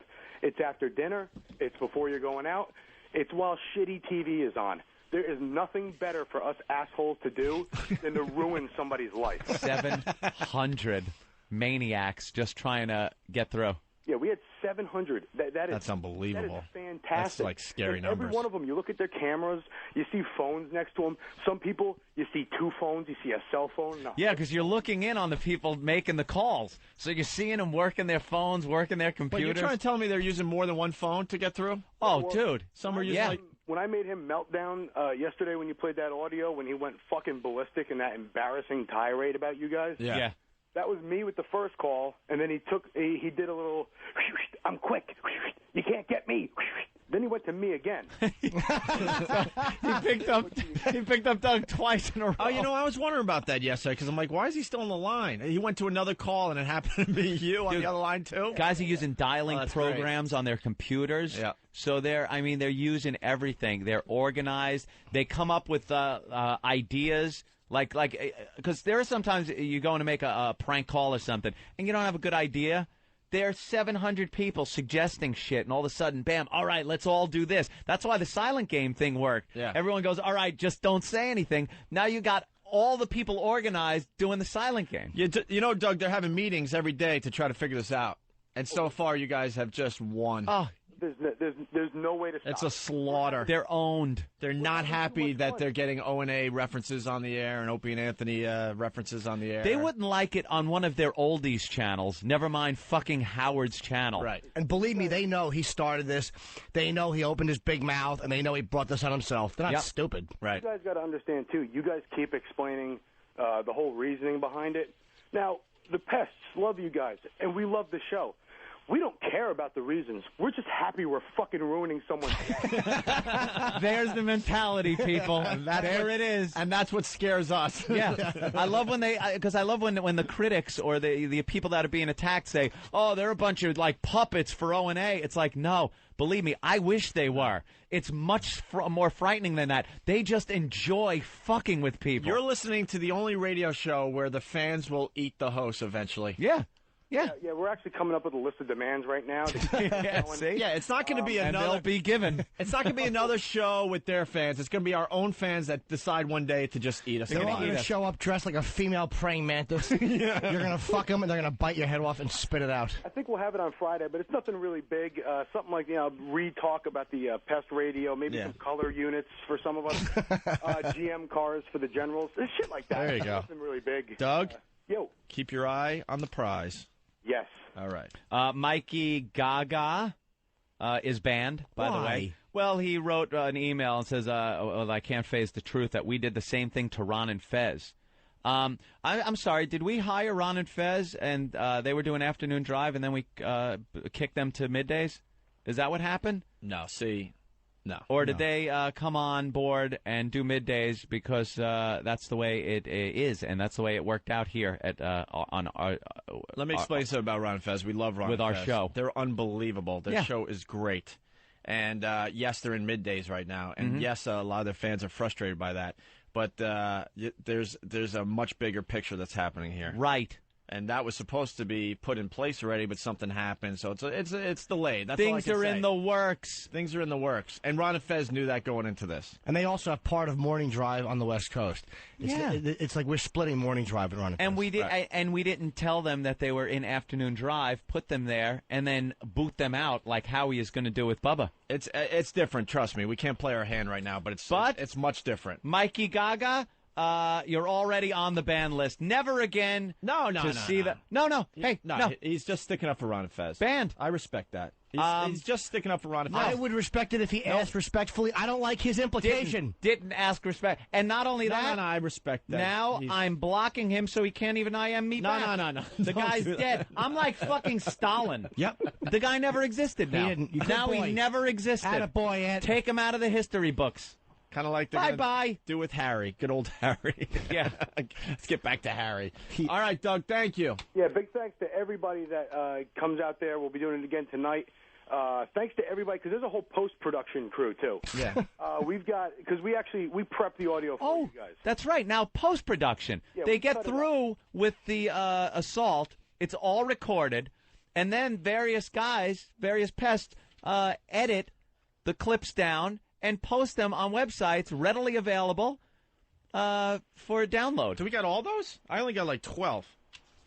We could do this for the rest of the show. Oh my God, dude! There's so many clips. Just went through and gotten the best ones, and you gotta help us out and tell us which ones are the best ones. Yeah, we got to go through them because we still got to do quality radio here. And 9 o'clock to 10 o'clock tonight, hopefully, once again, will be Frederica Bimmel Hour. Look, they're even programming their own channel. Yeah, they're programming. I have I'm going to have another request, but one request I have tonight is I'd like to get in your grandson, Frank.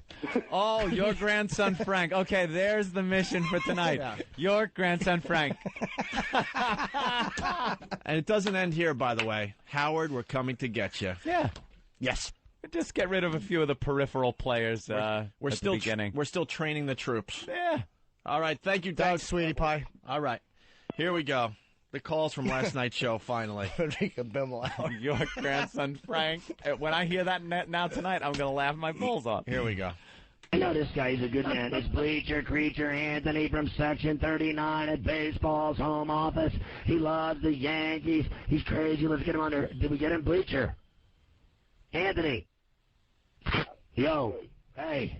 Yo, what's going on? Who is this? It's Ferrall. Who is Bro, what's going on, bro? Hey, party rock. I know, yeah, everybody's going to the party. I'll meet you there, man. You buy me drinks all night. That'll be great.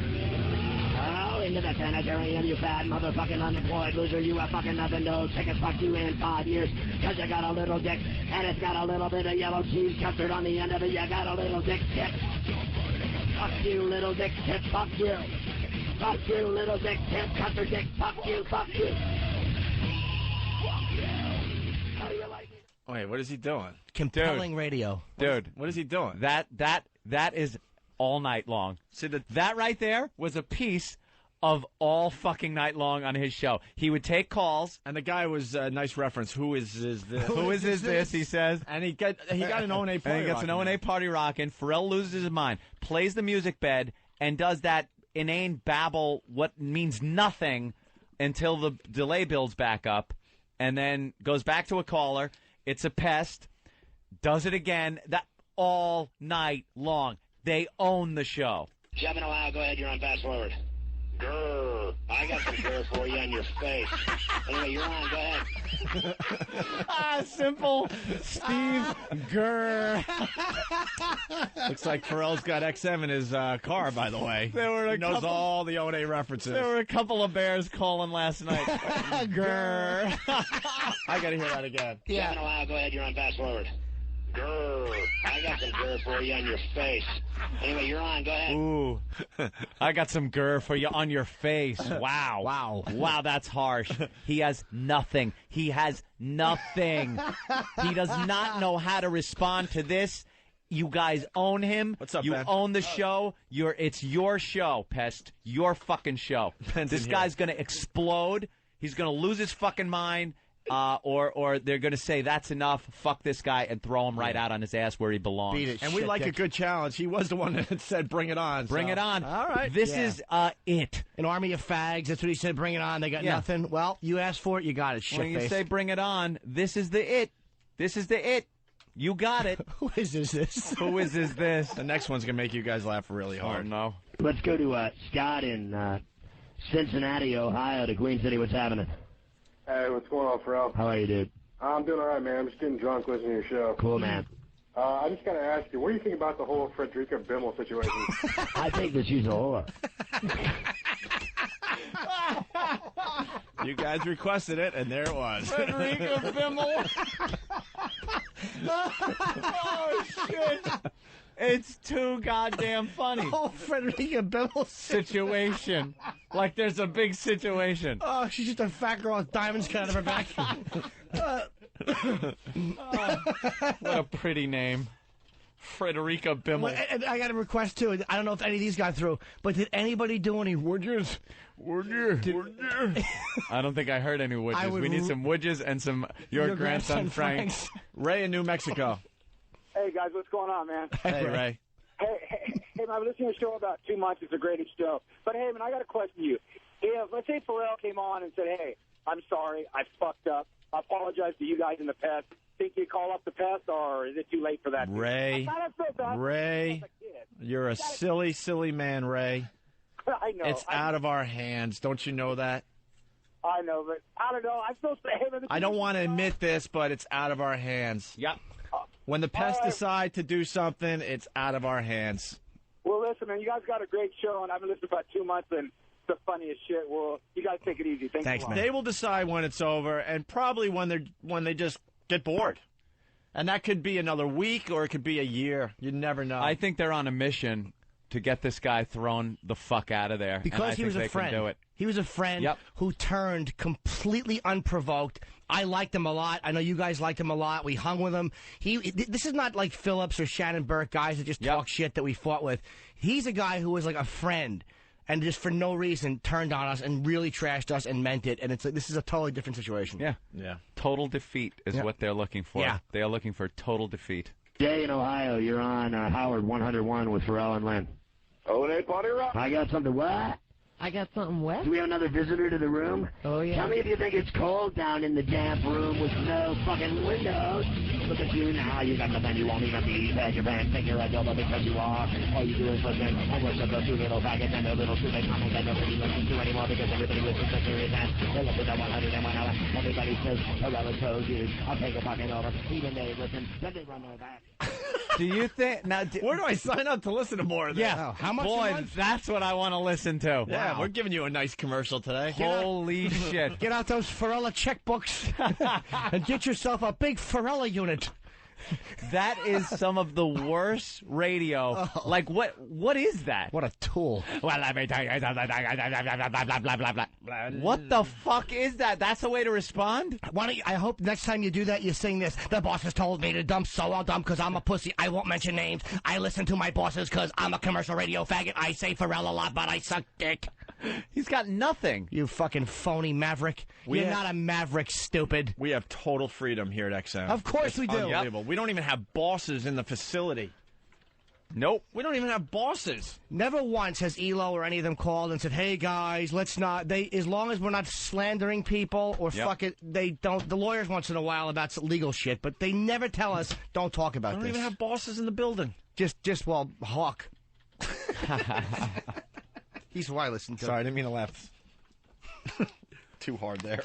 Let's go to Raleigh. Joe, you're on in Raleigh. Go ahead.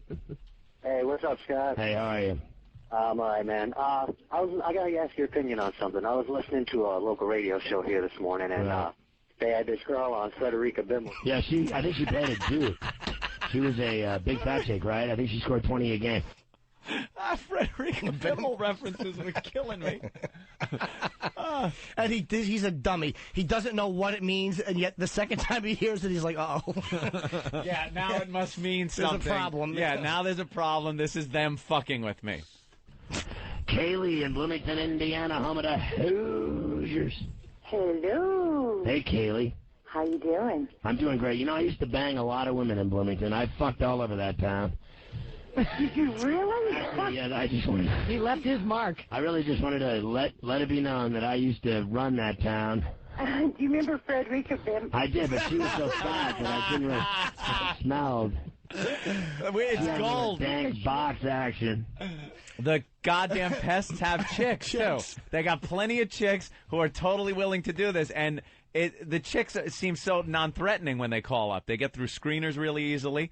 Ferrall would probably love to have chicks to talk to. Yeah, baby.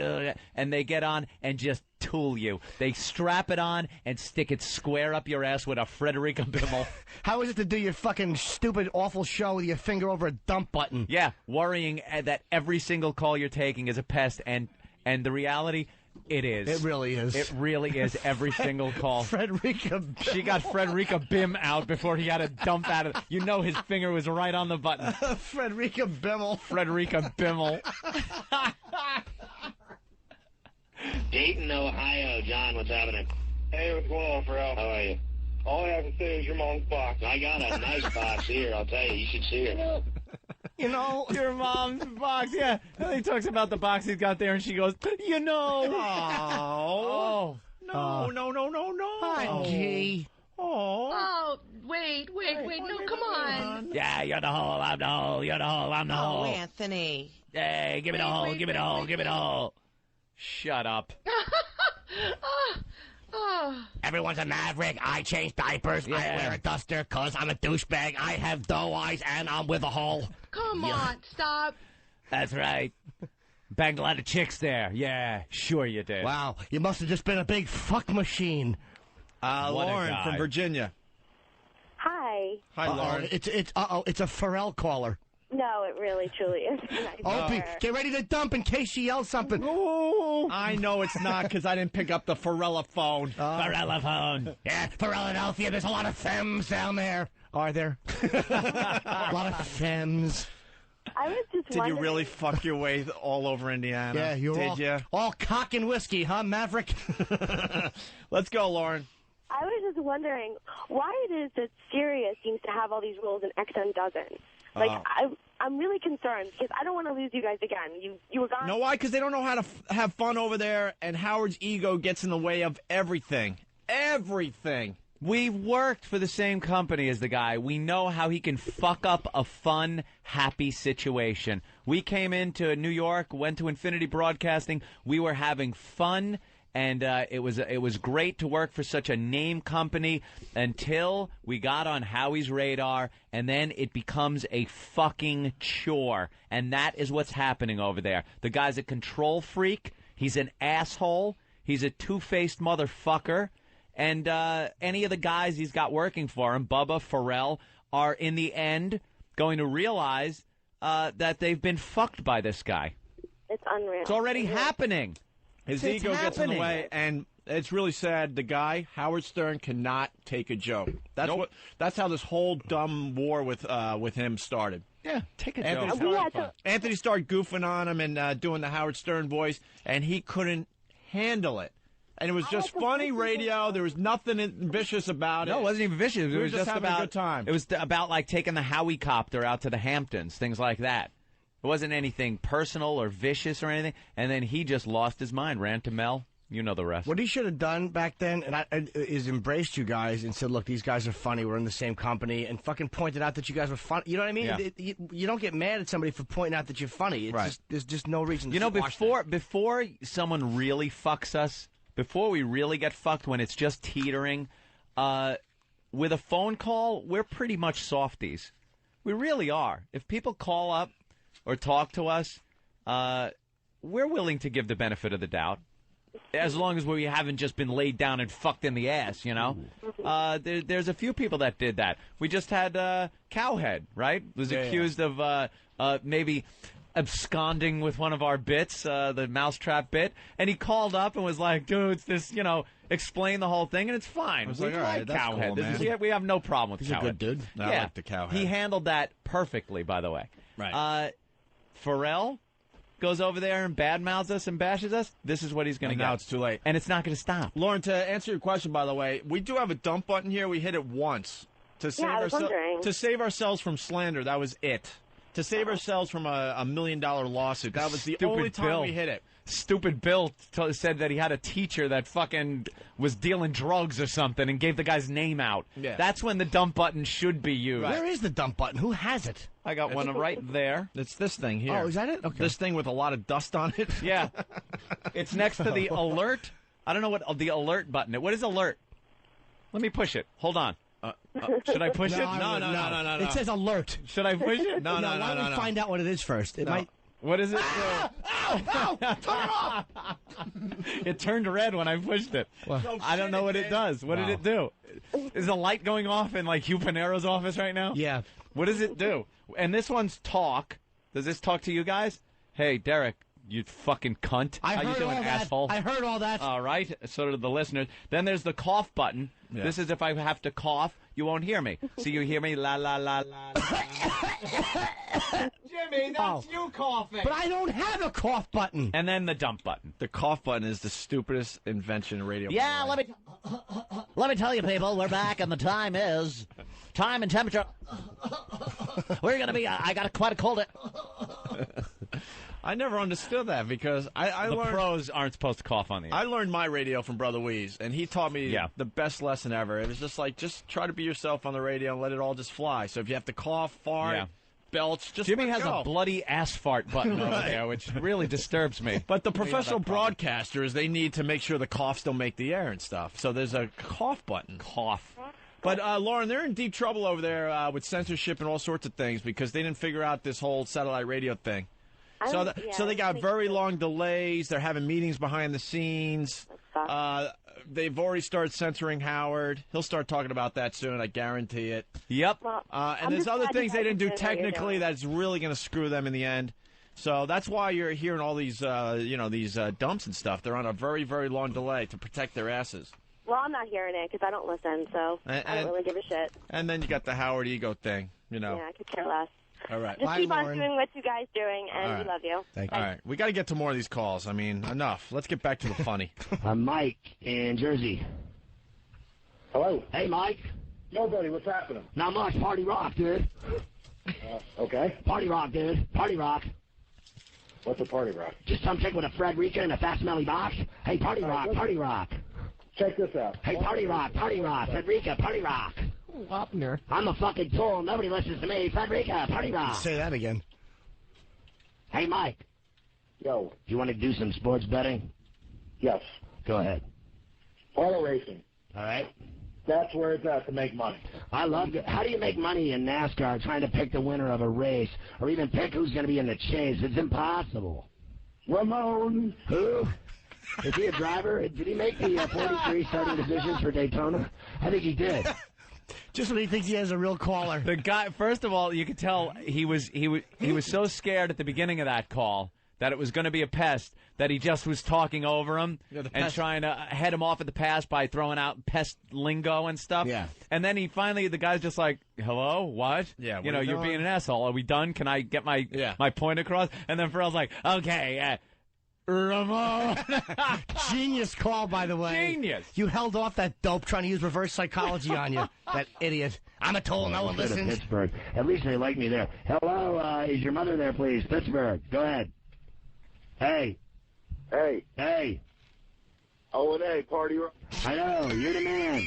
Yeah, Party Rock, dude. Time to put him in the sanitarium. Oh, no, not again. Come on, to the sanitarium. You got nothing, you got no food, no smoke, no window, no light. You got nothing but me going into your skull all day long.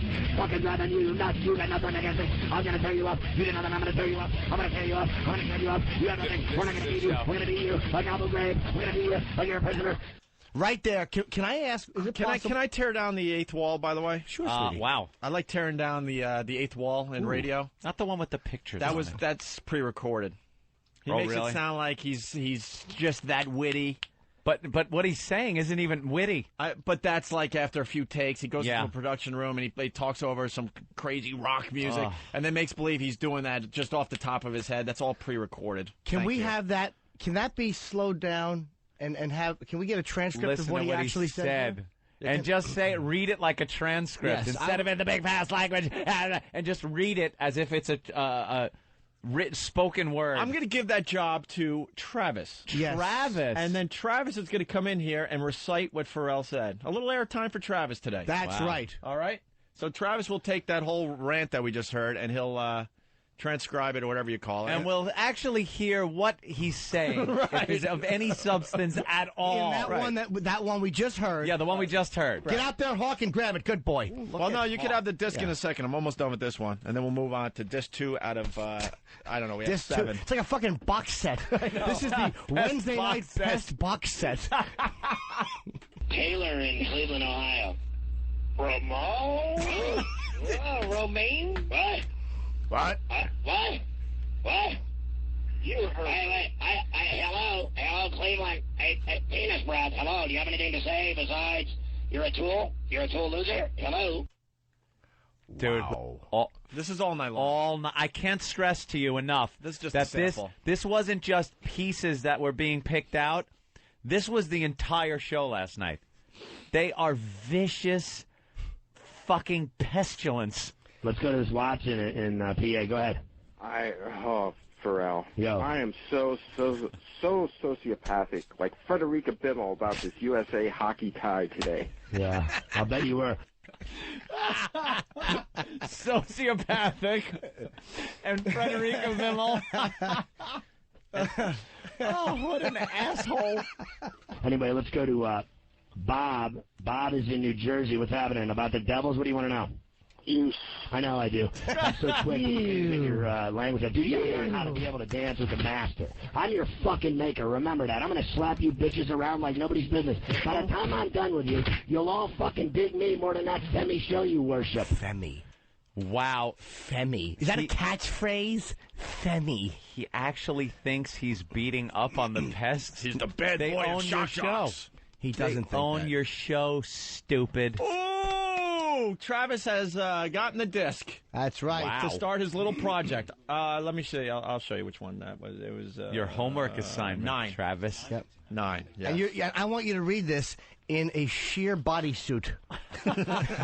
In a luge yeah, suit. in your luge outfit. I want a goose outfit that the bad boy of figure skating was wearing. Hey, guys, let's make Monday luge day.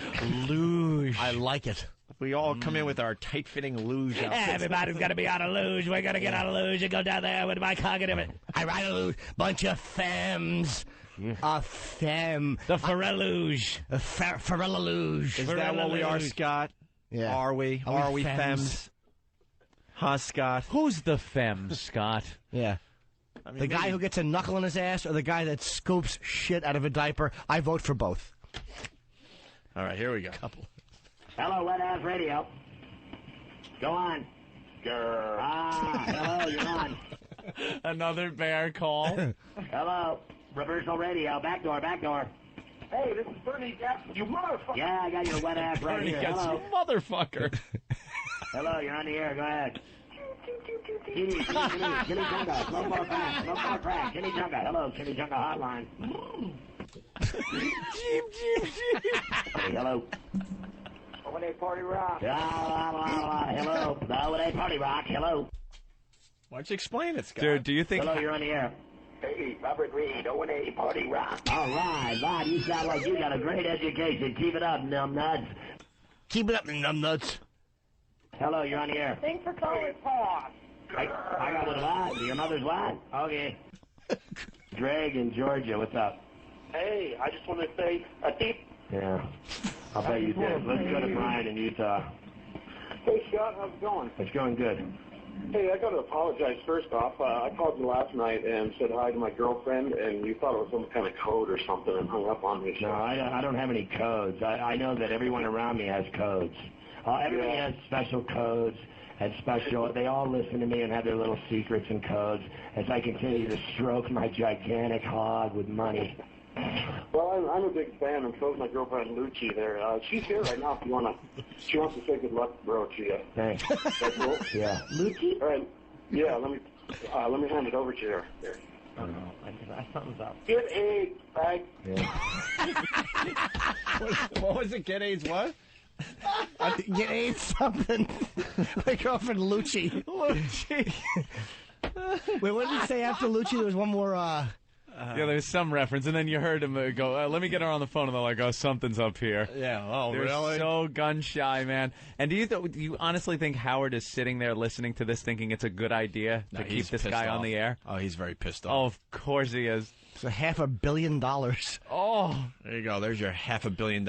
We've taken over one show already. Money wisely spent. We own that block of time on Sirius. The Pests own 3 hours on your channel. That's right. This came in overnight. It's DJ New Style as we go to break. We'll continue, though, with other things. Oh, we'll have Travis's reading in a little bit. Ooh. But first, DJ New Style wraps this whole thing up. Shake it up, your show is done. Shut the fuck up for at least one goddamn minute. You're boring with it without your hole. Take another call, then dump out of remote. Shake it up, your show is done. Shake it up, the pests have won. You don't know who you're fucking with. Take a live call and you can bet that it's one of us. So shake it up, your act is tired. Shake it up, you're fucking fired. Scott Ferrall, go Ferralla, fuck yourself. You were right, boss. What? Hold it. Why don't I have one? And why don't I either? Travis. And who's going to play the part of the hole? Because there's a whole part. You no transcript typing motherfucker. God damn it. We'll have E-Rock play the role of the hole. That's right. Hey, where's the original thing now? Because we have to, compare. Oh. Get the original thing right now. Let's get the thing. Wow. We play the thing, and then we do the transcript, and it all comes together. That's what happens. Now we're waiting for the thing. Yeah. Oh, my God.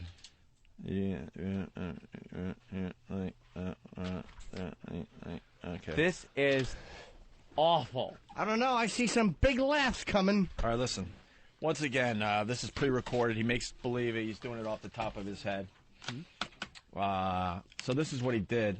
One of our calls got through. Was it this one? Yeah. Okay, listen closely. Sorry, let's go to Pittsburgh. At least they like me there. Hello, is your mother there, please? Pittsburgh. Go ahead. Hey. Hey. Hey. O&A Party Rock. I know. You're the man. Yeah, party rock, dude. Time to put him in the sanitarium. Oh, no, not again. Come on, to the sanitarium. You got nothing, you got no food, no smoke, no window, no light. You got nothing but me going into your skull all day long. Fucking driving you nuts. You got nothing against me. I'm gonna tear you up. You didn't know that I'm gonna tear you up. I'm gonna tear you up. I'm gonna tear you up. You have nothing. We're not gonna beat you. We're gonna beat you like Abu Ghraib. We're gonna beat you like you're a prisoner.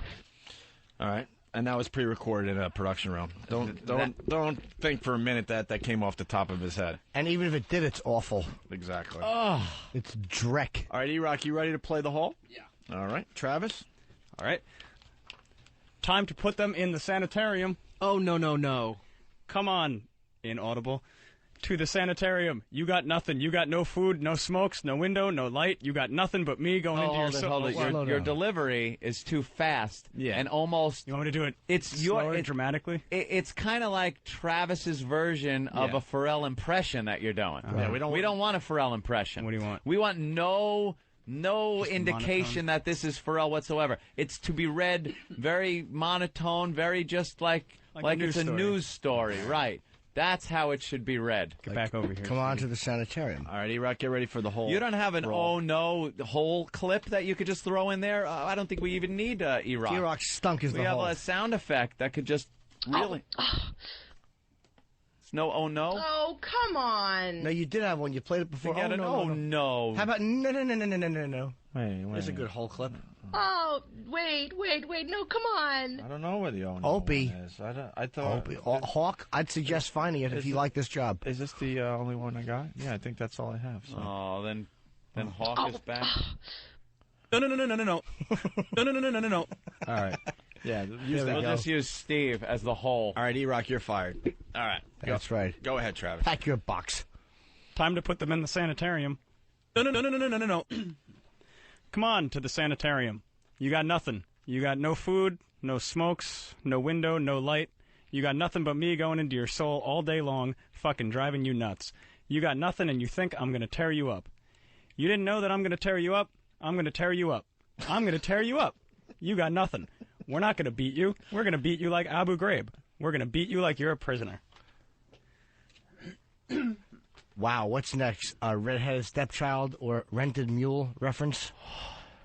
You dick! Do you understand how hard he's trying to be like this smoky and mysterious maverick? Right. You got nothing but me going into your soul, you fucking hairband sentiment douchebag. You fucking 1983. That's something you said in 1983 when you were Venom on black metal. Thinks he's profound. Yeah, here. like this fucking deep guy who's going to get into your head. But me going into your soul all day long. Ugh. You got nothing. You got nothing but pests ruining your show all night long. And you got nothing but baby shit under your fingernails from cleaning out those diapers, Whiskey Jack. Whiskey Jack. That's the one for today. Every day I go home and there's one thing that happens on the show that makes me laugh. Whiskey Jack. Whiskey What an ass. Fabulous reading, by the way, Travis. But Anthony's getting some news from the Pal Talk people. Yes, I was just informed by one of the generals, Dugout Doug. Frightening human being, by the way, Dugout Doug. A cease and desist, what they call a C&D, has been issued. Allegedly, rumors, I haven't gotten confirmation, but I believe Doug, that they are no longer allowed to stream serious satellite radio content over Pal Talk, which is directly because of what the pests were doing to Ferrall's radio show. The guy destroying it. The guy who said, "Bring it on." Yeah, the guy that said, "Bring it on." Looks like he went to his bosses and went, wah, wah, wah. Cried to his bosses, I can't do a show. I can't take a phone call. All Opie and Anthony's pests are on my ass. I can't do anything. I got no show. I can't. And he cried to his boss. They sent out a cease and desist, which is the opening salvo in a legal case. Usually means nothing because people usually cease and desist from what they were doing. So apparently, if anybody, You are such a dick, Scott. If anybody streams any serious content over Pal Talk, they can be sued, whatever. So they're going to be closing down rooms that stream serious content. And the only reason we're bringing this up is because we need a plan B. That's the only reason. Doug has said a plan B is in place. Not to worry. People will still gather in the Pal Talk rooms because it's a lot of fun to discuss the various ideas that people want to do. But the stream will come from elsewhere, and it will go elsewhere, and the people will still be able to hear the show without paying for Sirius satellite radio.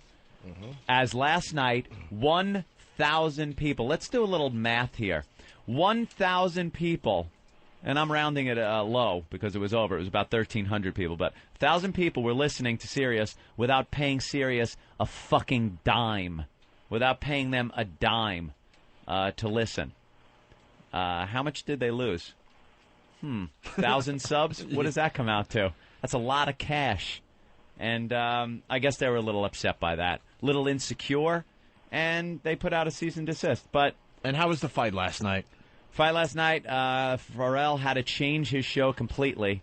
He was staging calls. He was planting calls, people that weren't going to blurt out Opie and Anthony or show references. And dumping. And fucking dumping. Dumping out a lot. Until he felt it was safe. He thought he had chased away the pests with his set-up phone calls. The first regular natural call he plunked down was a pest. The second one from that, another pest. They just wouldn't leave him alone. Took him out of his game completely. He had to discuss news of the world with the hole that he's got with him. And it just didn't work out. It was horrid, horrific radio. Stream of unconsciousness. The pests realize they're winning, right? Yeah. They're winning this battle. Just because, and a lot of people were frustrated. They were like, oh, man, we can't get on the air. We can't get the clips on. That's not even the point. We enjoy playing the clips of you guys on there. But the mission here is to destroy his show. You're doing that. Even when the calls don't make the air, you're tying up his screener. You're keeping real calls from getting through. And you're annoying the piss out of this guy. And the focus of everybody in that crew, including him, is on you and not letting you through. It's not doing his dumb show, and it's not talking to that broad he hired. It's just keeping you off the air becomes the focus of that god-awful show. And we found out the phone screener is now doing a Scott Ferrall voice. Yeah, this is how they got through the screener. They quickly figured this out. The phone screener was picking up the call and going, hey, Ferrall, you're on the air. And then the person on the phone would talk and then give away the bit. Because they would blurt out an O&A reference, and the screener would hang up. Guy was never on the air. So they got on to him, and they just had a conversation, and at some point during the conversation, the screener would go, all right, look, this isn't Ferrall, or just hang on, and we'll get you on the air. So they were able to get pests on the air that way. They got through the screeners. There's always a way to get by these screeners, and the pests are geniuses at figuring this out. And it will continue, Ferrall. The C&D isn't going to stop it. I just did the Howie math. 1,000 people listening to Sirius for free equals $1 billion in losses. Opie, they lost $1 billion last night alone in revenue from Sirius. $1 billion. Gotta be true. It's Howie math. Howie math. We use the Howie later. Let's say hi to Dugout Doug. Doug. And these guys think that they're good implementing Operation Faker, where they put the screener on the phone pretending to be Ferrall. But we sniffed it out. Phillips did this. And we know how much of a piece of shit Phillips is. We just adjust like the Borg, and we get around it. Doug, how funny was it when the guy from Canada called, and I thought it was a boring Canadian call about hockey, and he ended it with "grr," and then the very next call, I'm laughing, I'm howling. The very next call he takes, he goes, "Let's go, all right, let's go. The call, take the call from Modesto." When he said fucking Modesto, I lost my mind, and he goes, "Scott, you're on the air." Scott from Modesto, who then proceeded to ask him how big his mouth was to fit Howard's fat cock in it. Here's the call right here. Here it is. Modesto. Can I get that? Can I get that guy? Let's go, Scott. Go ahead. Hey. How are you? I'm pretty good. How are you? I'm good. All right. I'm just curious. Does your jaws hurt from sucking Howard's dick off? It does, actually, because he's got a big girthy one, and when I stuff it in there, sometimes I get lockjaw on it. Then I just pass it over to Lynn. She finishes. She puts mustard on it, though. She prefers mustard generally on hers. You know what I mean? No. He's got that nervous kind of trying to get through this and make it work for himself thing, but... Nah, he's losing his mind. He's losing it, people. Hey, Doug, so what's the latest? Guys, you really got to question the friendship that you guys actually had with this guy. If it's night 5 of the attack and he still doesn't know Scott from Modesto is a joke, and he's still letting on Steve from Yellowstone. Yeah. This guy never listened to your show in the past year and a half. He's just a dummy. Next call should be from the entire Yates family. Should call him up from the tub. No, but don't worry about the Pal Talk thing. The Pal Talk was actually a really easy way for us to get this done. Yeah. But we've had other ways for years now. We got it all set up already. Yeah. And one word of advice to the callers who do a great job: don't set yourself up by going, "And hey, Scott, just one thing." I don't, because a lot of times that's kind of a giveaway that you're about to smash him. Yep. Just do it in legitimate conversation. Like, go, dude, I'm trying to watch a Flyers game and I want to know what's going on. You suck, Ramon, in the middle of a sentence, and then watch him dump out and go, the Ramones, listen to the Ramones. I hit a dump button and have a hole sitting next to me. Burst right in. I also noticed that the pests have a little bit of a problem of realizing they're on the air. Like Scott will say, "You're on the air," and there'll be a big delay, a big gap. They're listening to the feed instead of the phone. If you're not like right on the spot with him, he's going to hang up on you. Because he's a maverick. Oh, he's a wild man. Yeah. Why is he so upset with you guys? I don't understand what happened. There was no reason. He went over to Sirius, which, like we said, is fine. Jim Brewer's over there. We got no problem with Brewer. Love the guy. He's never bashed our show. But he felt by going over to Sirius that in order to make points over there, he had to go on his website and just write this whole thing about how Howard's going to kick our ass. And then he gets on the air and talks about how we suck and we're imitators. And this comes from someone you thought was your friend, which is this is a guy we hung out with. He's a bottom feeder. Someone was saying that in the office today. Yeah. He's just a bottom feeder. What he is he's just a fucking middle-aged flop who's desperate to get a job, and he's a jerk-off. He's burned a lot of bridges in the business, and he just burned the biggest one, so good luck. Jerk-off and good luck flop. with the career after this one, Scott. And whatever, the C&D, he ran to his boss, whatever. You got the cease and desist. We knew that was going to happen. But the pests adapt. They are like the AIDS virus. Well, they just adapt to these any guys are a kind bunch of vaccine. phonies. They say stuff like "bring it on," bring it on. You got Always two listeners. saying, "Bring it on," and then behind the scenes they're working legally to try to figure out how to stop it, so he can still do his show. Do you have the C&D, Doug? No, a gentleman on Pal Talk. He's a Pal Talk admin named Swift. Just instant messaged me right before I messaged Anthony. Yeah, I'd love to get a hold of him. Yeah, I'd love to get a look at it. Why don't we send it to Steve so we can post it and show you how brave Scott is and the gang at the little doggy company. But guys, they don't listen. I mean, they don't listen to your show. How would they know we were on Pal Talk? Yeah, they don't listen. Yeah. Oh, they must listen really fucking closely, actually, if you're going to figure that one out. Isn't radio the dumbest business where it's I've said this the past 3 days. It's like professional wrestling is the only other job where your friend all of a sudden hits you in the face with a chair. Yeah. There's no other business. Yeah. You don't work like at the cubicle at IBM and you're typing and stuff and like, Bob, we're going out after work for a couple of beers. You got that memo that I sent over? And Bob just started beating the guy. Yeah, salt in the eyes. Let me tell you something, brother. I got that memo and it just and to all Bob's fans out there. Yeah. Screw you. Yeah, Bob is mine. I own Bob. It's like, what? Why is wrestling and radio the only two fucking occupations where that happens? And then there's these little battles that go on. And it goes on, too. It's not even just like in the big markets. It's like the small stations. Oh, yeah. It could be out in, like, Wichita, and it's like they'll listen to the other top 40 station, and it's like they're scamming against them and stuff. It's like, guys, relax. It's radio. It's just radio. We're just having a good time here. It's radio. Well, this is how long we've been doing this. We're going to have a drop-off tonight in numbers because they had a little bit of a counterattack last night. No problem, because now only the best of the best can get through. So we're going to have the best calls tonight. And just to keep everybody interested, after the show tonight, we will do yet another edition of Pal Talk O&A Karaoke starring American Neo. I love Pal Talk Karaoke. It's amazing. It's hosted by Dugout Doug, and it's a thrill a minute. Doug, are you going to be wearing your Darth Vader mask and singing love songs? We'll have everybody's favorite characters. We'll have the Darth Vader mask. We'll have the Hulk Hogan. We'll have the Dugout Doug puppet. Dugout Doug does his Hulk Hogan songs as Hulk Hogan, and he's got his Dugout Doug puppet. It's an amazing night of karaoke, and anybody who wants to sing, gets on and sings. It's the O&A experience. The show ends now, but it just continues. Oh, the show goes forever. Do you 24 realize hours a day. I was thinking if Continues now. 500 people left that room last night, you'd still have 500 people attacking that jizzbag and his shitty show. There were 1,300 people in that room attacking this guy's show, dialing away. He still only took, 15 calls last night? Yeah, that shows you're winning. Doug, I got to cut you off because we're running out of show. Thanks for what you do, buddy. To, check out fullblownaids.com. All right, buddy. Hey, Keep it up, guys. Keep your eye on the prize, buddy.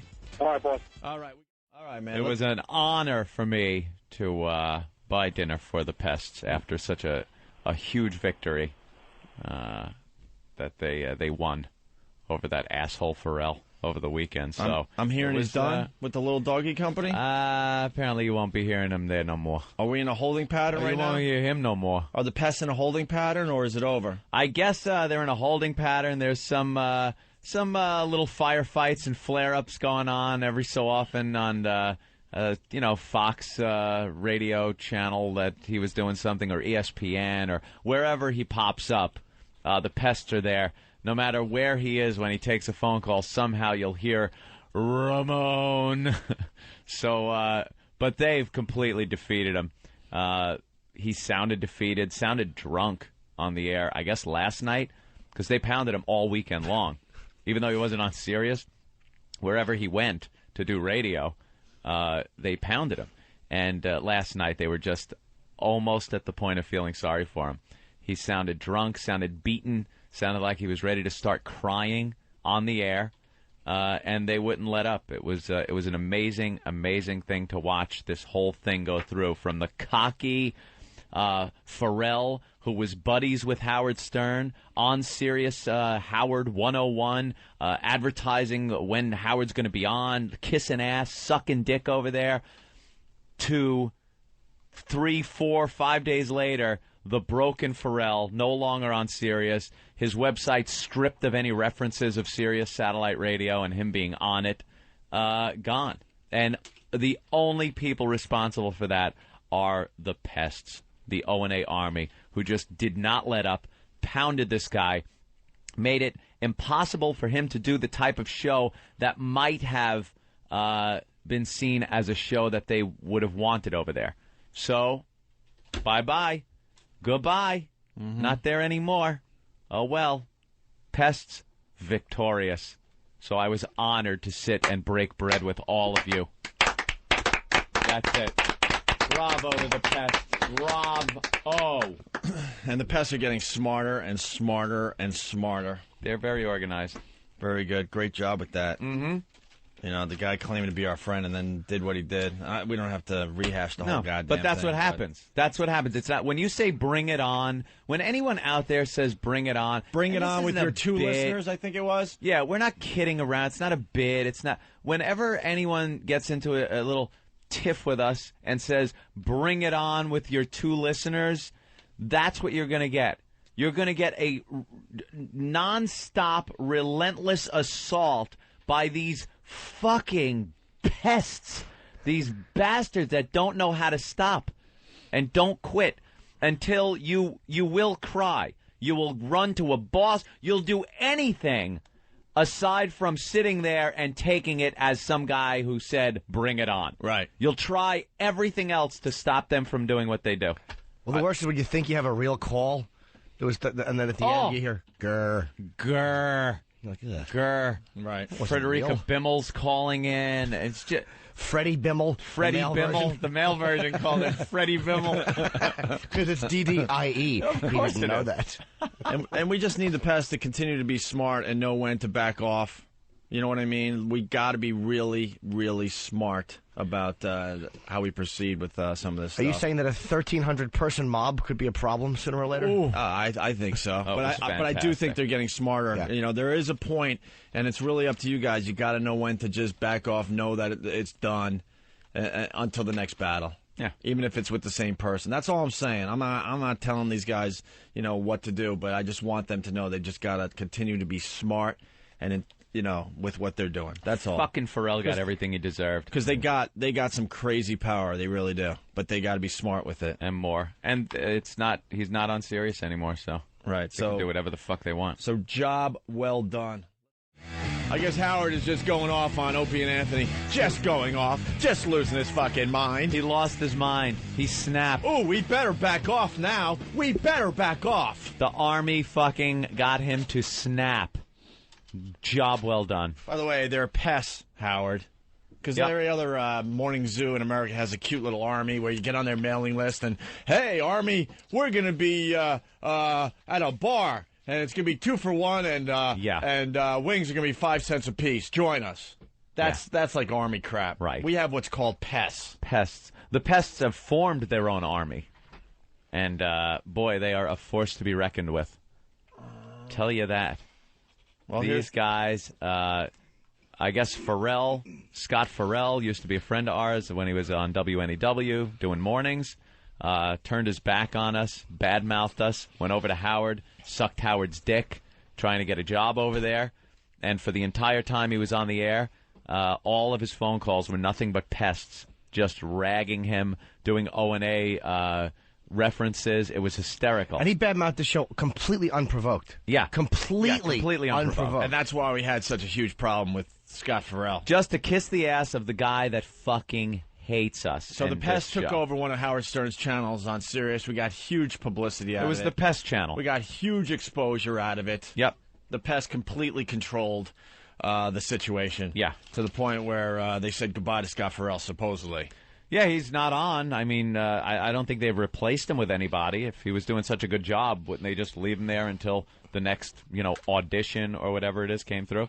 The guy's show was destroyed by the Pest. It was the Pest's show. So? Well, we're getting reports Howard's losing.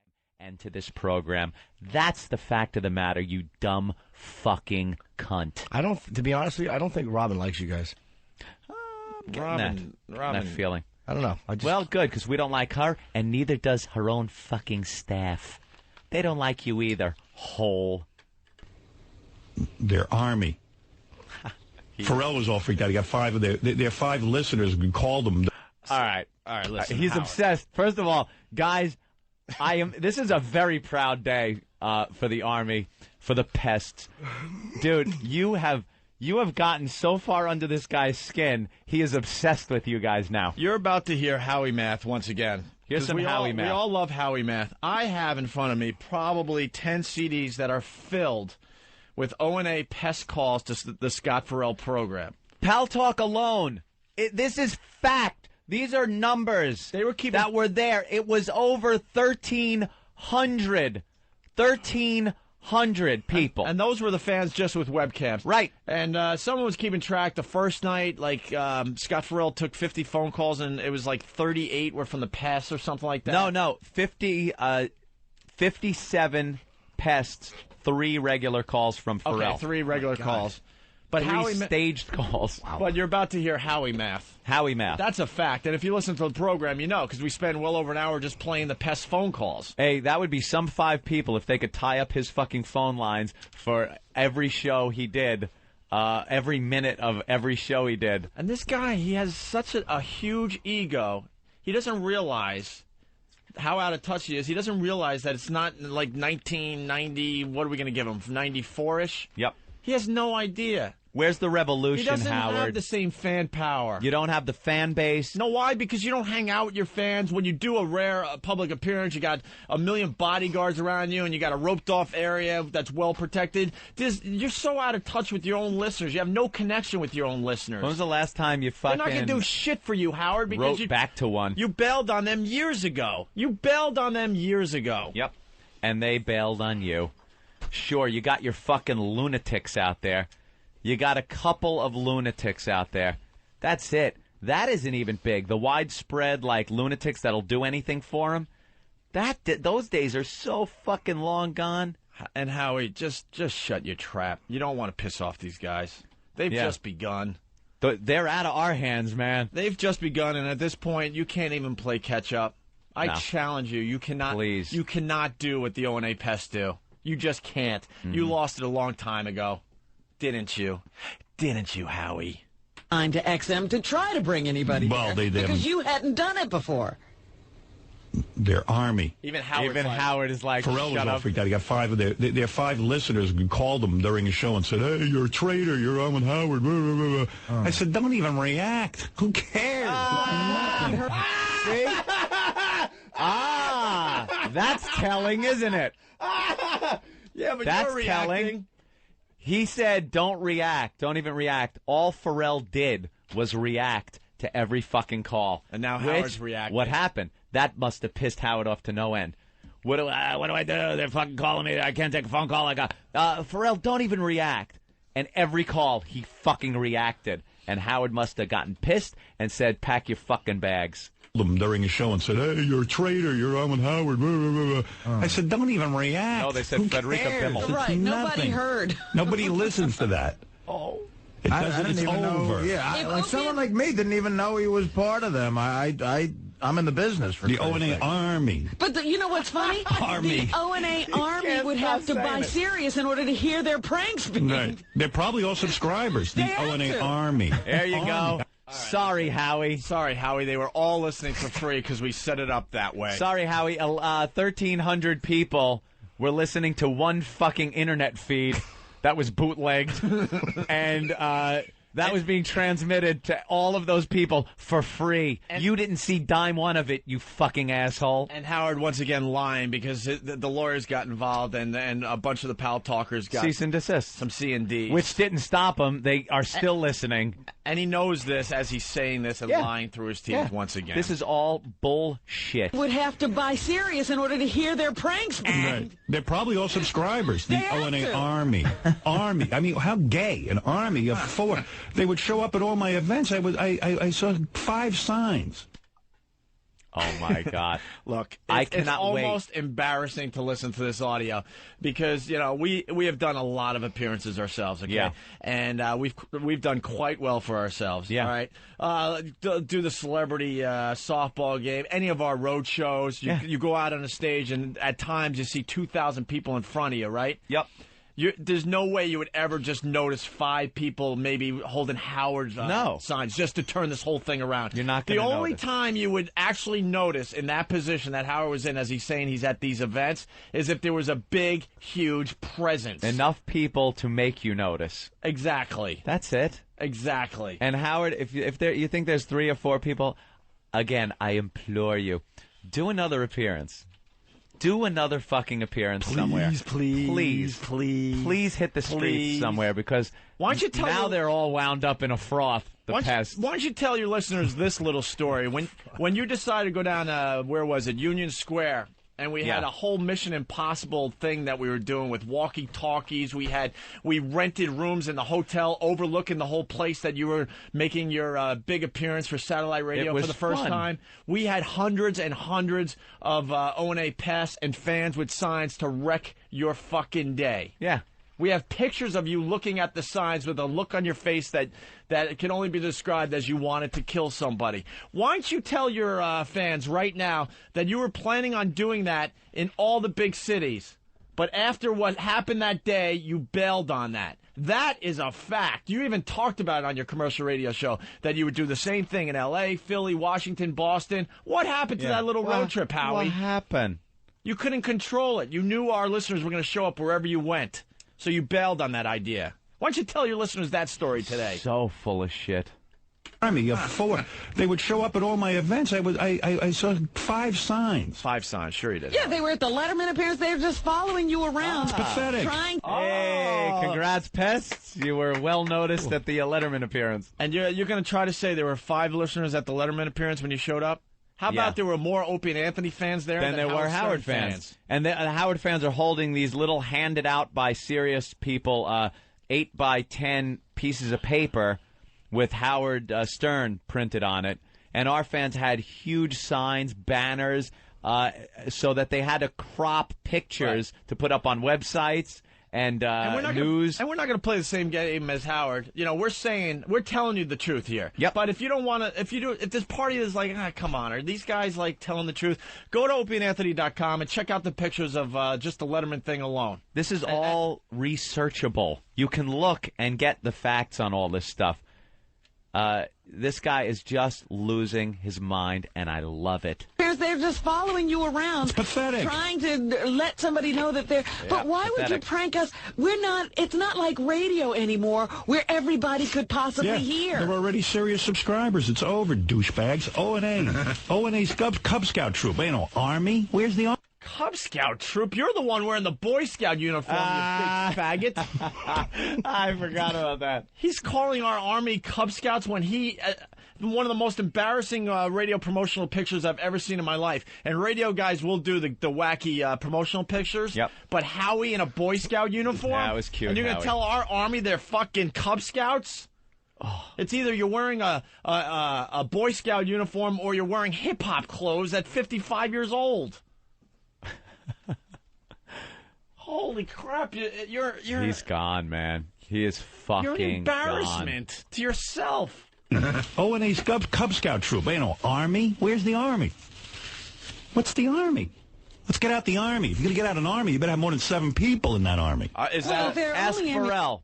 Ask Ferrall how many people. Ask your gem that you put on the air there, Ferrall. Is that a Bring It On, by the way? Yeah, that sounded Did I like hear a Bring It On? Bring It On. Is it kind of challenging the O&A pest? Little challenge. You could call... He's saying Army a lot, and I know why. It's a psychological thing. He's trying to get under our skin because he knows there's a lot of radio shows out there that have done the Army mentality, where you could get like some dumb shirt that has O&A Army and it's fatigues and stuff, and then you get a number, but it means nothing. Yeah. You get maybe a discount on a concert ticket or whatever. Yeah, that's the lame So, Army. Howie, I get it. You're saying Army to try to get under our skin, but we already know that this is way past that, and they're pests. They're pests. No one has ever explained it in this way in radio before. Yeah. We have O&A pests. They know how to get to people. They've gotten to you. Let me back it up. Did he actually say Bring It On here, Ed? Let's see. Let's hear.